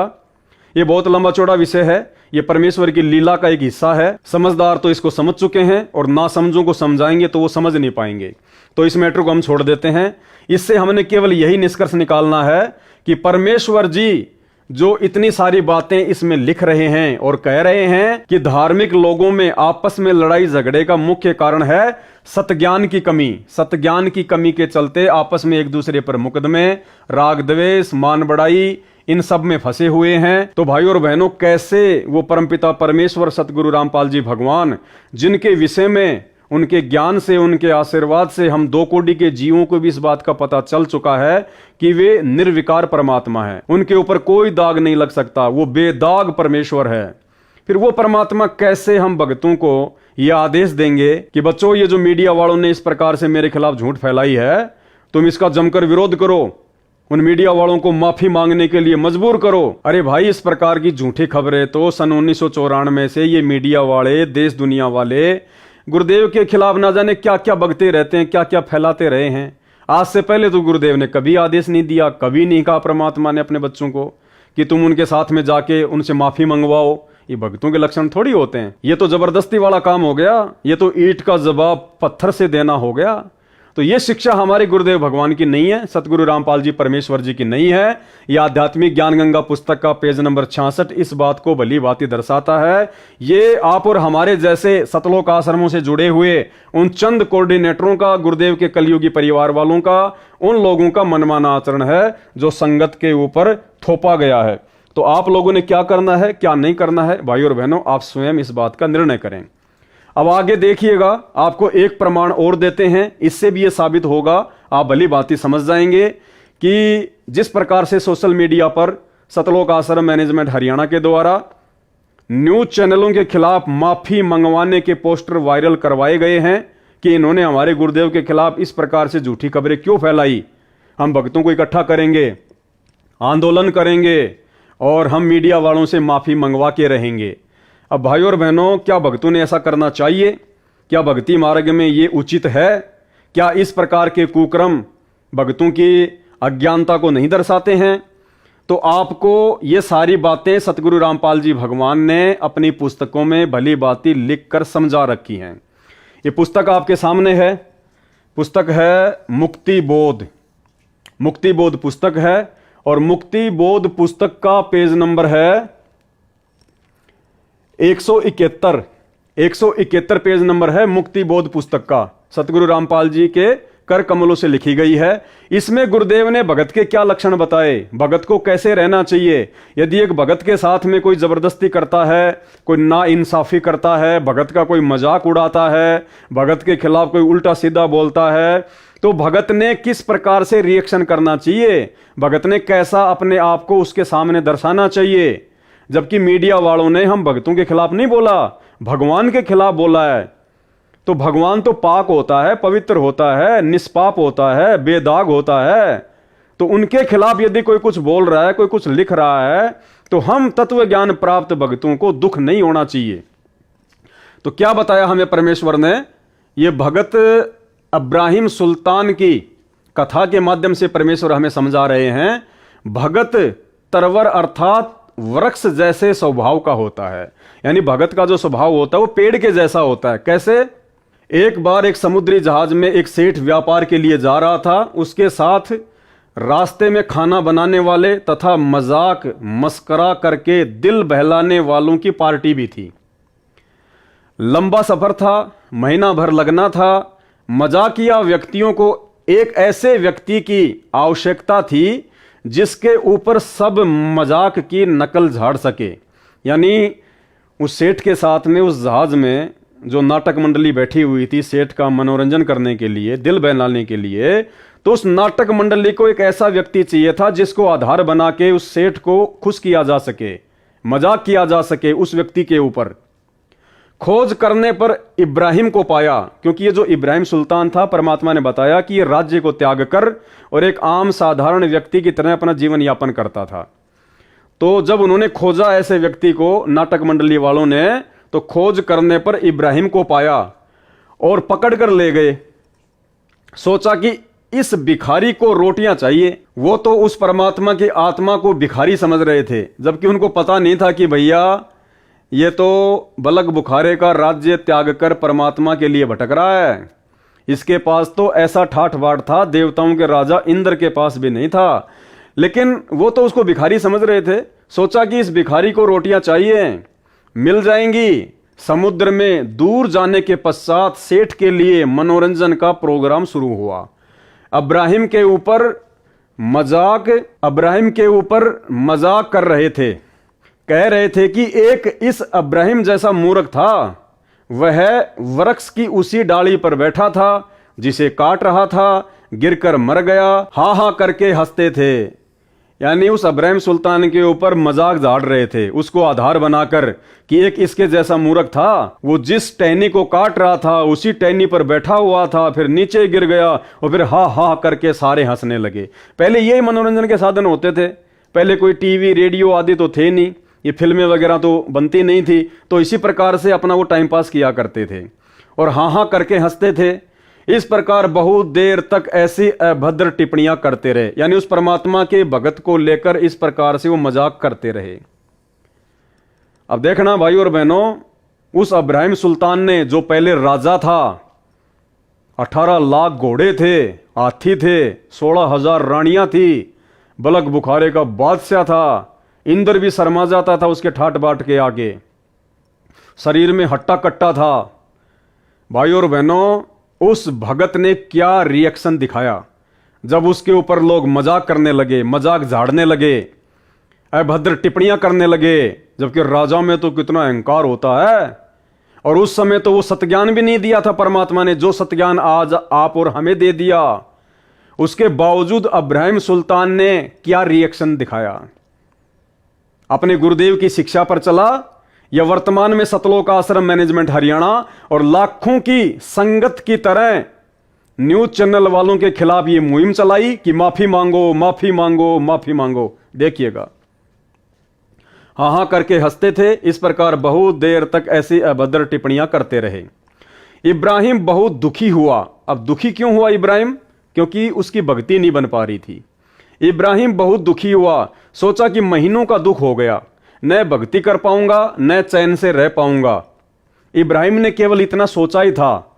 इब्राहिम ने कोई मान बढ़ाई में आकर, अहंकार में आकर कि मैं तो राजा था, तुम मेरे ऊपर ऐसी अभद्र टिप्पणियां कर रहे हो, तुम्हारी औकात कैसे हो गई? लड़ाई झगड़े के मूड में नहीं।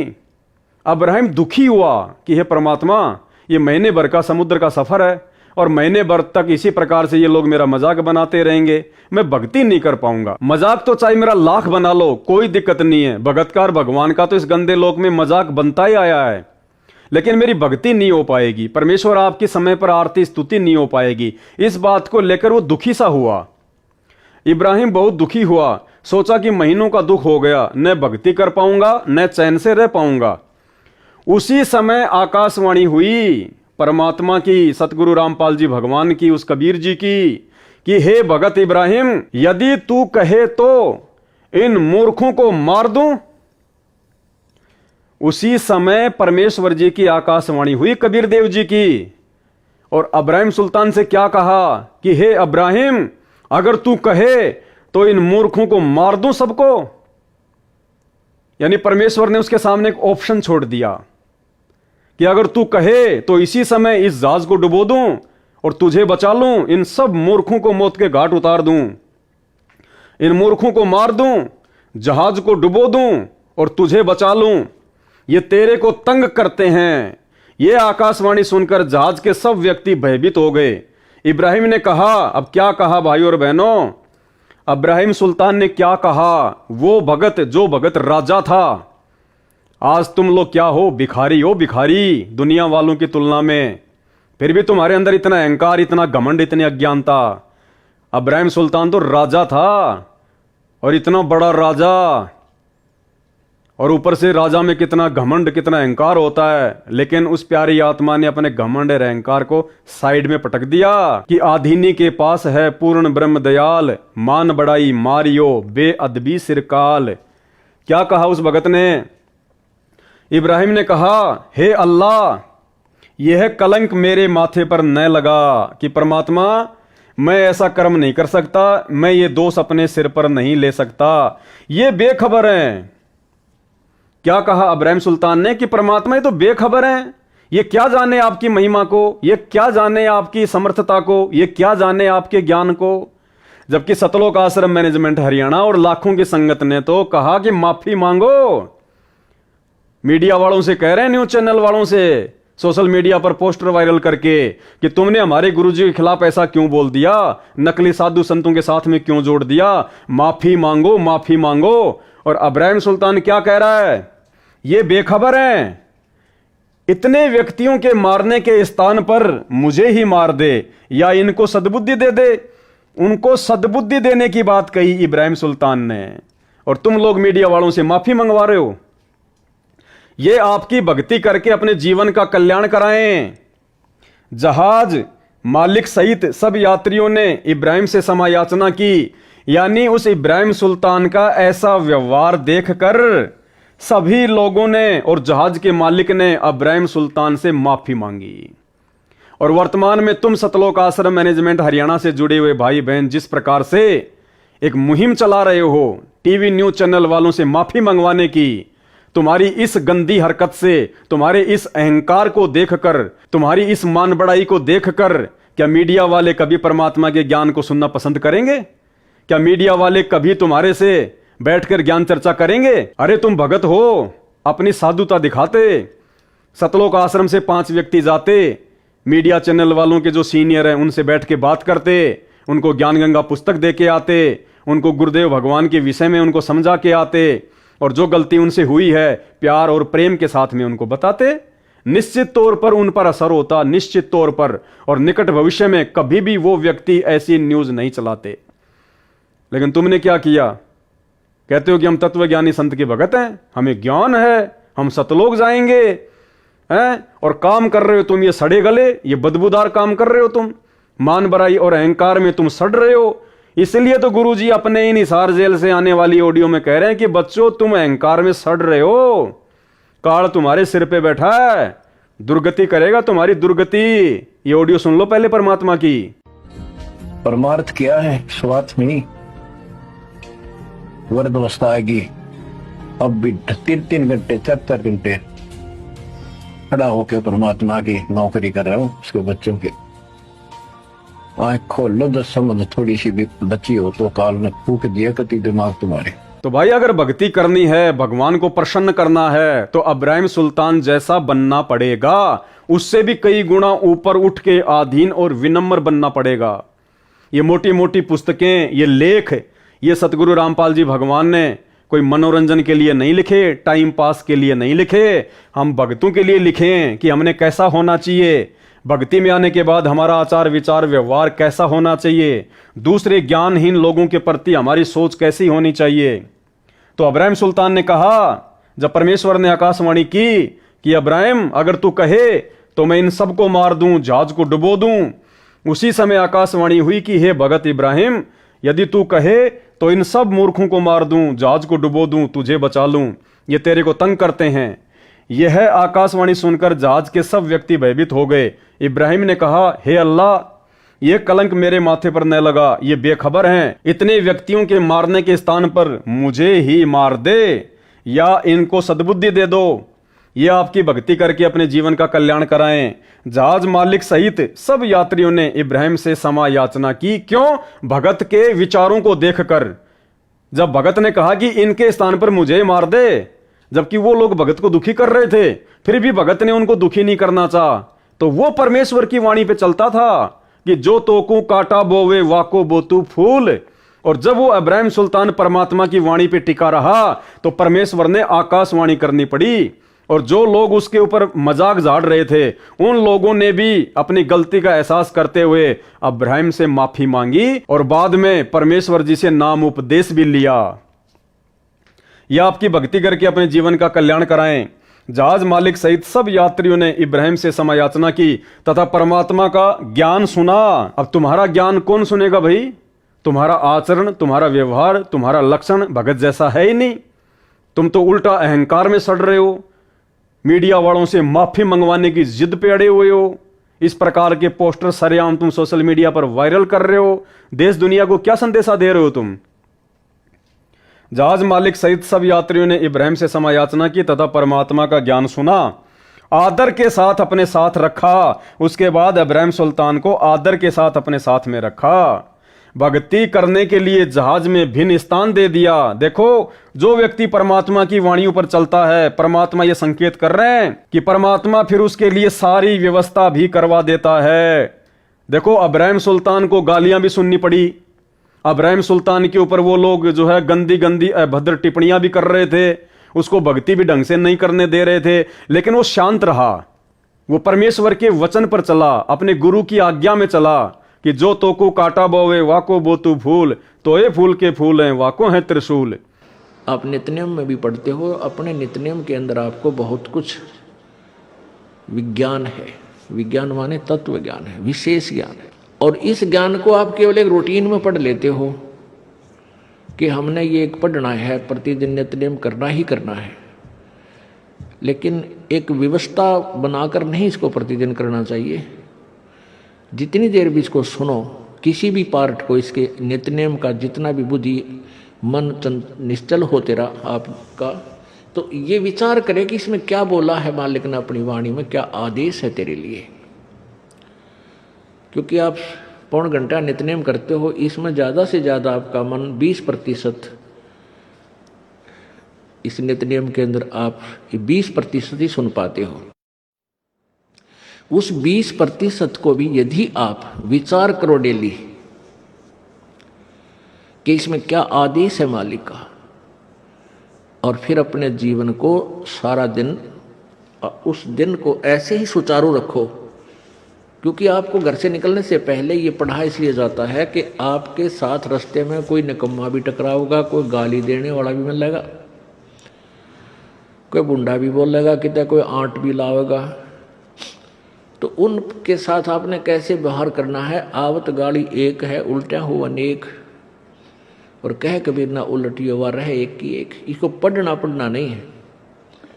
मान ले कोई बुंडा बोला है, गलत बोलता है, गाली देता है, तो उसने तो कर दिया यूँ काम, और आप भी उल्टा दोगे तो फिर 4 और देगा कि वो तो पूरे मूड में है, वो तो फुल मूड में है लड़ाई के में, और आप भी आगे से उल्टी बोल पड़ोगे तो वो तो 4 बैठा है। जब बसात क्या उनका मुकदमा रोज कर लेते दिन में। तो कहते परमात्मा आवत गाड़ी एक है, उल्टा हो अनेक, और कहे कबीर ना उलटियो रहे एक का एक। और देख आगे कितनी प्यारी बात कही है। गाली ही से उपजे कलह, कष्ट और मौत, मृत्यु तक तो पहुंच जाती है एक छोटी सी गाली। गाली ही से उपजे कलह, कष्ट और मीच, हार चले सो संत है, लाग मरे सो नीच। हम भगत भी हैं और दूसरा में बुंडा अच्छा बोल रहा है, और उसने मान लिया किसी किस कह दिया, हमने उसके 2 दड़ाक धर दिए, उल्टे भी बोल दिए, फिर वो मारन पर उतारू हो गए, फिर हमने उठोक दिया।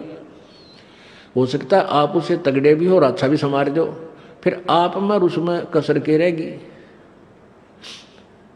आप तगड़े भी हो और आपसे हल्का आदमी भी आपने बुढ़ा अच्छा बोला है, उसने बालक समझ के अनजान है, उससे बचो।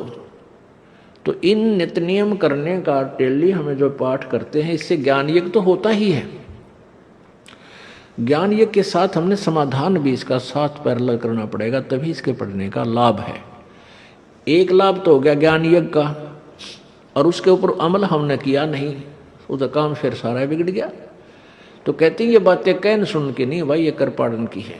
उसने साधुता दिखाई, उसने भगतपना दिखाया, तो अंत में परमात्मा ने उन्हीं लोगों के माध्यम से उस जहाज में अब्राहिम सुल्तान के लिए भक्ति की व्यवस्था भी करवा दी। भक्ति करने के लिए जहाज में भिन्न स्थान भी दे दिया। यानी भाई और बहनों, ये परमात्मा जी की अमर वाणियां हैं। ये वाणियां आज भी वैसी हैं, अब्राहिम सुल्तान के समय भी वैसी थी और सतयुग में भी वैसी थी। यदि हम परमात्मा की वाणियों पर चलेंगे तो परमेश्वर की वाणियों के अनुसार ही फिर हमारे को लाभ मिलेगा कि जो तोकू काटा बोवे वाको बोतू फूल, तो ये फूल के फूल हैं, वाको हैं त्रिशूल। अंत में भगत के साथ में अच्छा ही होगा। इब्राहिम ने उन सबको सत्य ज्ञान समझाकर आश्रम में लाकर गुरुजी से दीक्षा दिला दी। ये होते हैं भगत के लक्षण। और जब भगत अपने लक्षणों को दिखाता है, भक्ति वाले लक्षणों को, अपने गुरुजी के वचन पर चलता है, तो परमात्मा भी कोई कमी नहीं छोड़ता है। भाई और बहनों, हम सत्सेवकों ने ये शिक्षा लेनी है। इन सतलोक आश्रम से जुड़े हुए भाई बहनों की मूर्खता को आधार बनाकर हम भाई बहनों ने काल को मौका नहीं देना है। हमने वास्तव में गुरुदेव ने जिस प्रकार से हमें ज्ञान दिया, सत्संग दिए, और हमें जिस प्रकार से भगत बनाना चाहा, हमने उस प्रकार से भगत बनना पड़ेगा यदि वास्तव में अपना आत्म कल्याण चाहते हैं तो। अगर इसी जन्म में सतलोक जाना चाहते हैं तो। अन्यथा ये पुस्तकें, ये वाणियां परमेश्वर कोई खाली टाइम पास के लिए नहीं लिख रहे हैं। अब भाई और बहनों, इतना सारा सब कुछ विश्वास और गुरुदेव के वचन पर चलना, गुरुदेव की आज्ञा में चलना, ये सब कुछ तभी संभव है जब हम अपने गुरुजी को पहचान लेंगे, जब हम अपने गुरुदेव भगवान को परमात्मा के रूप में हृदय से स्वीकार कर लेंगे, जब हम उनके ज्ञान को अपने अंतःकरण में समा लेंगे। भाई और बहनों, उसी समय भगत के अंदर बदलाव आ सकता है। भगत वास्तव में एक सच्चा भगत बन सकता है, अपने गुरुजी की शिक्षाओं पर, उनके वचनों पर दृढ़ होकर चल सकता है। अन्यथा जिस प्रकार एक ट्रेन जाती है दिल्ली से बॉम्बे, और जिसने जहां तक की टिकट ले रखी है वो वहीं उतरता चला जाएगा, अंतिम स्टेशन तक वही पूछेगा जिसने अंतिम स्टेशन तक की टिकट ले रखी है। तो गुरुदेव के वचनों पर अंत समय तक वही भगत टिक कर रह सकता है जिस भगत ने गुरुदेव की वास्तविक परमात्मा वाली स्थिति को पहचान लिया होगा। और उस परमेश्वर के आशीर्वाद से, गुरुदेव भगवान के आशीर्वाद से आप और हम साथ संगति से जुड़े हुए भाई बहनों का सौभाग्य कि परमेश्वर ने विशेष रजा बख्श के, परमात्मा कहते हैं पिछले जन्म से होते हैं पूर्ण हंस मुराद, ये कोई पिछले जन्म जन्मांतरों की भक्ति और शुभ कर्मों का संयोग होता है जो भगत अपने गुरुदेव को पहचान पाते हैं। अन्यथा ये लाखों की भीड़ सतलोक आश्रमों से जुड़ी हुई, ये किस प्रकार से सोशल मीडिया पर आए दिन अपने कुकर्मों को दुनिया के सामने प्रदर्शित करती रहती है, आप और हमसे कुछ भी छुपा हुआ नहीं है। तो गुरु जी को परमात्मा मानने के विषय में आदरणीय गरीबदास जी महाराज जी की ये वाणियां हैं। ये पुस्तक है भाई और बहनों यथार्थ भक्ति बोध। इनमें एक वाणी के माध्यम से कि कबीर गुरु को मानुष जो गिने चरणा अमृत को पान, ते नर नरक में जाएंगे जन्म जन्म होए सुआन। भाई और बहनों, इस वाणी के माध्यम से सतगुरु रामपाल जी भगवान हमें क्या समझाना चाहते हैं, क्या शिक्षा देना चाहते हैं? सरलार्थ, जो सतगुरु तत्वदर्शी है, तो वर्तमान में हम सबको पता है कि तत्वदर्शी संत कौन है? धरती पर एकमात्र सतगुरु रामपाल जी परमेश्वर जी हैं। उसको परमात्मा के तुल्य ही मानना चाहिए, यानी गुरु को परमात्मा ही मानना चाहिए। यदि साधक यानी भगत ने गुरु धारण कर रखा है, संत रामपाल जी को अपना गुरु भी धारण कर रखा है और नियमानुसार चरणा अमृत भी पी रहा है, यानी सतगुरु रामपाल जी भगवान नाम दीक्षा के समय जो एक चरणामृत की जो एक बोतल देते हैं छोटी सी, यानी भगत वो चरणामृत भी पी रहा है रोजाना, यानी भगत ने गुरु धारण कर रखा है और नियमानुसार चरणा अमृत भी पी रहा है और गुरु जी को केवल संत रूप में देखता है। यानी वो भगत अपने गुरु को परमात्मा नहीं मानता, भगवान के रूप में नहीं देखता, अपने गुरु को केवल संत रूप में देखता है। केवल एक सामान्य व्यक्ति, सामान्य संत, एक मानुष रूप में यदि वो अपने गुरु को देख रहा है, और मानुष रूप में गुरु को देखने का मतलब है गुरु के रहते सहते इस कागज वाली फोटो को भगवान मानना, इस कागज के टुकड़े को कबीर मानकर अपने घर में इसकी फोटो रखना, अपने दरबार में फोटो रखना और प्रति वर्ष जून के महीने में इसको भगवान मानकर इसका प्रकट दिवस मनाना, कबीर प्रकट दिवस। ये होता है गुरु को मानुष मानना, गुरु को आम व्यक्ति मानना, आम संत मानना। और गुरु जी को केवल संत रूप में देखता है और परमात्मा अन्य मानता है, और परमात्मा अन्य मानता है, यानी परमात्मा संगत आज मान रही है इस कागज की फोटो को, गुरु जी को तो केवल संत रूप में देख रही है और परमात्मा मान रही है इस कागज के टुकड़े को, कबीर जी की नकली फोटो को, काल्पनिक फोटो को। और परमात्मा अन्य मानता है तो वह शिष्य पार नहीं हो सकता, उस भगत का मोक्ष नहीं हो सकता। यानी आज सतलोक आश्रमों से जुड़ी हुई 90% संगत, साथ संगति से जुड़े हुए सत्सेवक भाई बहनों को छोड़कर जितने भी भगत हैं, वो भगत वर्तमान समय में सतलोक जाने वाली स्थिति में नहीं है, वर्तमान में वो पूर्ण मोक्ष प्राप्त करने वाली स्थिति में नहीं है, क्योंकि वो भगत परमपिता परमेश्वर जी की इस अमर अटल वाणी के अनुसार नहीं चल रहे हैं। कबीर गुरु को मानुष जो गिने कर चरणा अमृत को पान, ते नर नरक में जाएंगे जन्म जन्म होए श्वान। जो सतगुरु तत्वदर्शी है, यानी हम तत्वदर्शी संत के शिष्य हैं, उसको परमात्मा के तुल्य ही मानना चाहिए। यदि भगत ने गुरु धारण कर रखा है, बिल्कुल गुरु धारण कर लिया और नियमानुसार चरणामृत भी पी रहे हैं, लोग सुबह सुबह संत रामपाल जी का चरणामृत भी पीते हैं, और गुरु जी को केवल संत रूप में देखता है और परमात्मा अन्य मानता है, यानी गुरु जी को केवल एक साधारण संत और परमात्मा मान रहे हैं इस कबीर जी की फोटो को, कागज के टुकड़े को, जो ना बोलता, ना चलता, ना देखता, ना हिलता, ना डुलता, ना आशीर्वाद देता, ना मंत्र देता, ना सत्संग सुनाता। तो वह शिष्य, यानी ऐसी गलती करने वाला वह शिष्य, वह भगत, तो वह शिष्य पार नहीं हो सकता, उसका मोक्ष नहीं हो सकता। अर्थात जिन जिन भगत भाई बहनों के घरों में आज भी इस दाढ़ी मूंछ वाले कबीर जी की ये काल्पनिक, ये नकली फोटो रखी हुई है, जिन जिन के इस कागज की फोटो का कबीर प्रकट दिवस मनाते हैं, वो व्यक्ति कभी भी पार नहीं हो सकता। पार नहीं हुआ तो श्वान यानी कुत्ते आदि के शरीर धारण करेगा। यानी सच्चे गुरु की शरण में आने के बाद भी, तत्वदर्शी संत की शरण में आने के बाद भी, जिस भगत ने भक्ति करते करते अपने गुरु को ही भगवान नहीं माना, परमात्मा नहीं माना, और गुरु के रहते सहते किसी और को भगवान मानता रहा, किसी और का प्रकट दिवस मनाता रहा, किसी और की फोटोओं को अपने घर में लगाता रहा, तो कहते हैं वो भगत भक्ति करते करते भी पार नहीं हो पाएगा। और पार नहीं हुआ तो फिर क्या बनेगा? श्वान, कुत्ता। गुरु और परमात्मा में कोई अंतर नहीं होता जब तक दो समझ कर चाले साहब कहते हैं कि दुनिया में। तो आज सतलोक आश्रमों से जुड़े हुए 90% भगत, सतगुरु रामपाल जी परमेश्वर जी का कलयुगी परिवार, उनके भाई बंधु रिश्तेदार, ये कोऑर्डिनेटर, सब के सब इसी को भगवान मानते हैं। जून के महीने में इसका प्रकट दिवस मनाते हैं। आश्रमों में इनकी बड़ी बड़ी फोटोएं लगी हुई हैं। यानी गुरु के रहते सहते कागज के टुकड़े को भगवान मान रहे हैं। तो सारे के सारे कुत्ते की योनि में जाने वाली भक्ति कर रहे हैं, कुत्ते की योनि में जाने वाली। ये मैं नहीं कह रहा, आपके गुरु सतगुरु रामपाल जी स्वयं कह रहे हैं। आपकी आंखों के सामने इस वाणी का सरलार्थ उन्हीं के द्वारा लिखित पुस्तक यथार्थ भक्ति बोध में लिखा हुआ, भाई जी पढ़ लेना। आगे फिर क्या बताया परमेश्वर जी ने?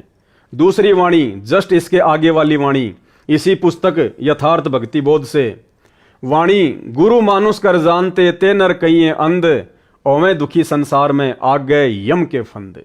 सरलार्थ, जो साधक गुरु जी को सामान्य मनुष्य मानते हैं, सामान्य मनुष्य मानने का मतलब है नाम ले रखा है गुरु जी से और भगवान मान रहे हैं इस कागज के टुकड़े को, इसको कहते हैं सामान्य मनुष्य मानना। वे व्यक्ति अंधे, तत्व ज्ञान नेत्रहीन हैं, बिल्कुल मूर्ख हैं, मूढ़ हैं, नाम लेकर भी गधे हैं। उनको भक्ति का कोई लाभ नहीं मिलता, जिस कारण से इस संसार में भी दुखी रहेंगे तथा फिर यमराज के नरक का भी कष्ट भोगना पड़ेगा। मरने के बाद में, भक्ति करते करते भी मरने के बाद में नरक में जाना पड़ेगा। तो भाई और बहनों, क्यों आफत मोल ले रहे हो? सीधा सीधा परमात्मा धरती पर प्रकट है, समझाने में बताने में कोई कसर नहीं छोड़ रखी है। और तुम अपनी मूर्खता में इस कागज के टुकड़े को भगवान मान के पूज रहे हो, प्रकट दिवस मना रहे हो, बड़े बड़े पोस्टर लगा रखे हैं आश्रमों में। अरे भैया, गुरु जी का परिवार पार नहीं करेगा। गुरु जी के बेटा बेटी, ये कोऑर्डिनेटर तुम्हारी नैया पार नहीं लगाएंगे। इनकी खुद की नैया तो दलदल में धसी हुई है, दलदल में। ये सभी लोग आने वाले समय में रोएंगे, पछताएंगे और समय हाथ से निकल जाएगा। ये सभी लोग आने वाले समय में रोएंगे, पछताएंगे, लेकिन उस समय तक जब इनको ये बातें समझ में आएंगे ना, जो बातें वर्तमान में सत्सेवकों के आ चुकी हैं, ये बातें जब तक इनके समझ में आएंगी तब तक तो समय हाथ से निकल चुका होगा। और बाद में फिर परमात्मा कहते हैं कि अब पछताए क्या हो जब चिड़िया चुग गई खेत। अब भाई और बहनों, आज के इस वीडियो के अंत में आपको एक छोटी सी ऑडियो सुनाएंगे जो कि सतगुरु रामपाल जी परमेश्वर जी ने अपने मुख कमल से बोली है। और ये कोई सामान्य ऑडियो नहीं है। वर्तमान में हिसार जेल से जो एक एक घंटे के सत्संग आ रहे हैं, और हाल फिलहाल जो सबसे लेटेस्ट ऑडियो आई है, ऑडियो नंबर 44, विशेष संदेश नंबर 44। इस संदेश में परमात्मा ने बिल्कुल खुलकर कह दिया। क्या कह दिया? कि मैं कौन हूं, तुम्हारा गुरु कौन है, परमात्मा कौन है, कबीर कौन है।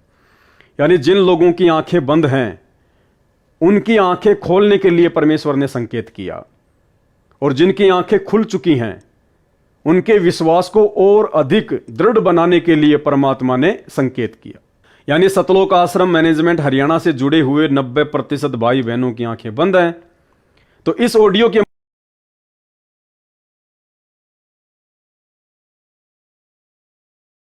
माध्यम से परमात्मा ने अपनी वास्तविक स्थिति को समझाते हुए उनकी तो आंखें खोलने का प्रयास किया है। और जो हम सत्सेवक भाई बहन परमेश्वर को परमेश्वर मान चुके हैं, गुरु को भगवान मान चुके हैं, परमात्मा ने हमारे विश्वास को और अधिक दृढ़ करने के लिए उस ऑडियो में संकेत किया है। और संकेत परमात्मा ने एक एग्जाम्पल दिया है, जैसे बच्चे बचपन में गेम खेला करते थे, छुपन छुपाई का, छुप जाया करते थे, फिर एक उनको ढूंढा करता था। क्यों? पहले कोई मोबाइल तो थे नहीं, वीडियो गेम तो थे नहीं, बच्चे ऐसे गेम खेला करते थे। तो जैसे बच्चे आपस में इकट्ठे होके और छुप जाया करते थे और एक बच्चा फिर उनको ढूंढता था और सबसे पहले जिसको ढूंढता था फिर अगली बार फिर वो ढूंढा करता था। तो ऐसे गेम खेला करते थे। तो एक आध बच्चे ऐसे होते थे, वो ऐसी जगह छुप जाया करते थे जो उनको ढूंढना बड़ा मुश्किल होता था। अब जिसका नंबर था ढूंढने का वो आवाज लगाता फिर कि रे भाई, और तो मैंने सबको ढूंढ लिया, तू कहां छुपा हुआ है। तो फिर उधर से आवाज आती, वो छुपा हुआ बच्चा जो मिल नहीं रहा, वो बच्चा क्या आवाज लगाता, जैसा कि सतगुरु रामपाल जी भगवान ने इस ऑडियो में कहा है, ना मिलूं ना मिलूं, कोण में खड़ा हूं दरवाजे के पीछे और ना मिलूं। यानी वो बच्चा भोलेपन में अपना एड्रेस भी बता रहा है। क्या कह रहा है, कोण में खड़ा हूं दरवाजे के पीछे। कोण में यानी एक कोने में खड़ा हूं दरवाजे के पीछे, और ना मिलूं ना मिलूं यानी वो बच्चा अपना एड्रेस भी बता रहा है कि कोण में खड़ा हूं दरवाजे के पीछे, और ना मिलूं ना मिलूं, नहीं मिलूंगा तेरे को। तो बताओ फिर मिलेगा नहीं क्या? जो बच्चा ये कह रहा है कि भाई मैं कोण में खड़ा हूं दरवाजे के पीछे और ना मिलूं तेरे को, नहीं मिलूं, तो क्या मिलेगा नहीं? अगर इसमें जरा भी बुद्धि होगी, अगर इसमें जरा भी कॉमन सेंस होगी, तो ये शब्द सुनकर इस बच्चे के द्वारा कि ना मिलूं ना मिलूं, कोण में खड़ा हूं दरवाजे के पीछे और ना मिलूं, जो अपना एड्रेस भी बता रहा है कि मैं कहां खड़ा हुआ हूं, तो ये बच्चा यदि होश में होगा तो ये बच्चा तुरंत संकेत को समझ जाएगा कि हां वो दरवाजे के पीछे कोने में खड़ा हुआ है, और तुरंत जाके उसको पकड़ लेगा। तो सतगुरु रामपाल जी परमेश्वर जी ने हर प्रकार से अपनी वास्तविक स्थिति को कि तुम्हारा गुरु संत रामपाल ही भगवान है, परमात्मा है, अनेक सत्संगों के माध्यम से, अनेक वाणियों के माध्यम से, अनेक प्रमाणों के माध्यम से आज वर्तमान में हम नादान संगत वालों को, हम उनके बच्चों को उन्होंने बिल्कुल जो है वो क्लियर कर दिया कि मैं ही परमात्मा हूं, मैं संत रामपाल ही भगवान हूं, मैं ही जो है वो कबीर हूं। और फिर बीच बीच में छुपा भी जाते हैं कि ना मिलूं ना मिलूं, क्या कहकर कि मेरे को तो उस परमात्मा ने भेजा है, मैं तो उस परमात्मा का दास हूं, मैं तो उस परमात्मा का प्रतिनिधि हूं। यानी गुरुजी ने सत्संगों में हर प्रकार से अपने आप को स्पष्ट भी कर दिया कि और कोई कबीर नहीं है, कोई भगवान नहीं है, तुम्हारा गुरु स्वयं ही परमात्मा है, और गुरु को परमात्मा मानने से तुम्हारा मोक्ष होगा, नहीं तो कुत्ते की योनि में जाओगे।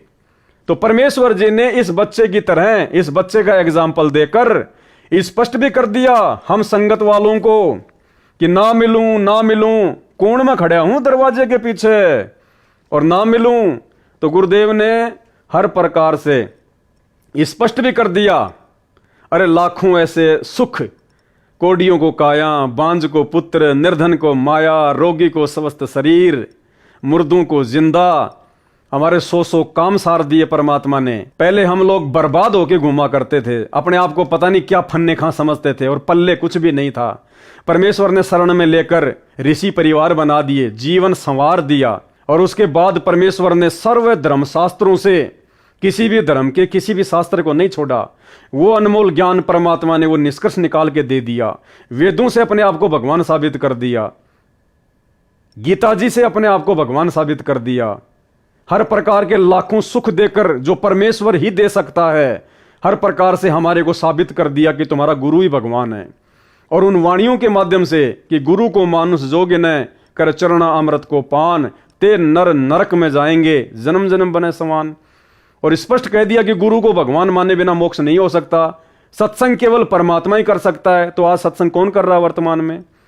तत्वदर्शी संत की भूमिका केवल परमात्मा ही करता है। तो वर्तमान में संत रामपाल जी के रूप में तत्वदर्शी संत की भूमिका कौन कर रहा है?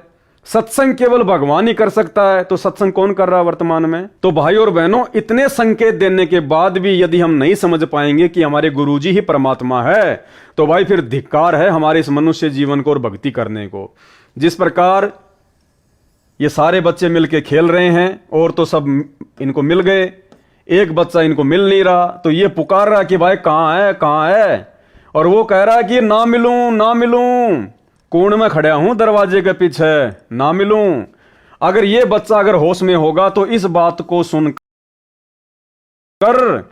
कि कोण में खड़ा हूं दरवाजे के पीछे, तुरंत जाके पकड़ लेगा और मूर्ख होगा, अज्ञानी होगा, तो भाई उसी कागज की फोटो को, उसी कबीर की कागज की फोटो का प्रगट दिवस मनाता रहेगा, उसी कागज की फोटो को अपना भगवान मानता रहेगा और गुरु को मानुष मान के इसी प्रकार से जेरे कुएं में पड़ा रहेगा। तो अब आप जी खुद सतगुरु रामपाल जी भगवान के मुख कमल से विशेष संदेश नंबर 44 की वो ऑडियो सुनिए, जिसमें परमेश्वर ने इन बच्चों को आधार बनाकर एक छोटा सा एग्जाम्पल देकर अपनी स्वयं की स्थिति को बिल्कुल क्लियर कर दिया कि भाई पहचान लो, अब बाकी मैं तो अपने आप को छुपाता रहूंगा, पहचानना तुमने स्वयं पड़ेगा मेरे ज्ञान को आधार बनाकर। तो गुरुदेव ने स्पष्ट भी कर दिया और बीच बीच में अपने आप को छुपा भी देते हैं कि मैं तो भगवान का दास हूं, मैं तो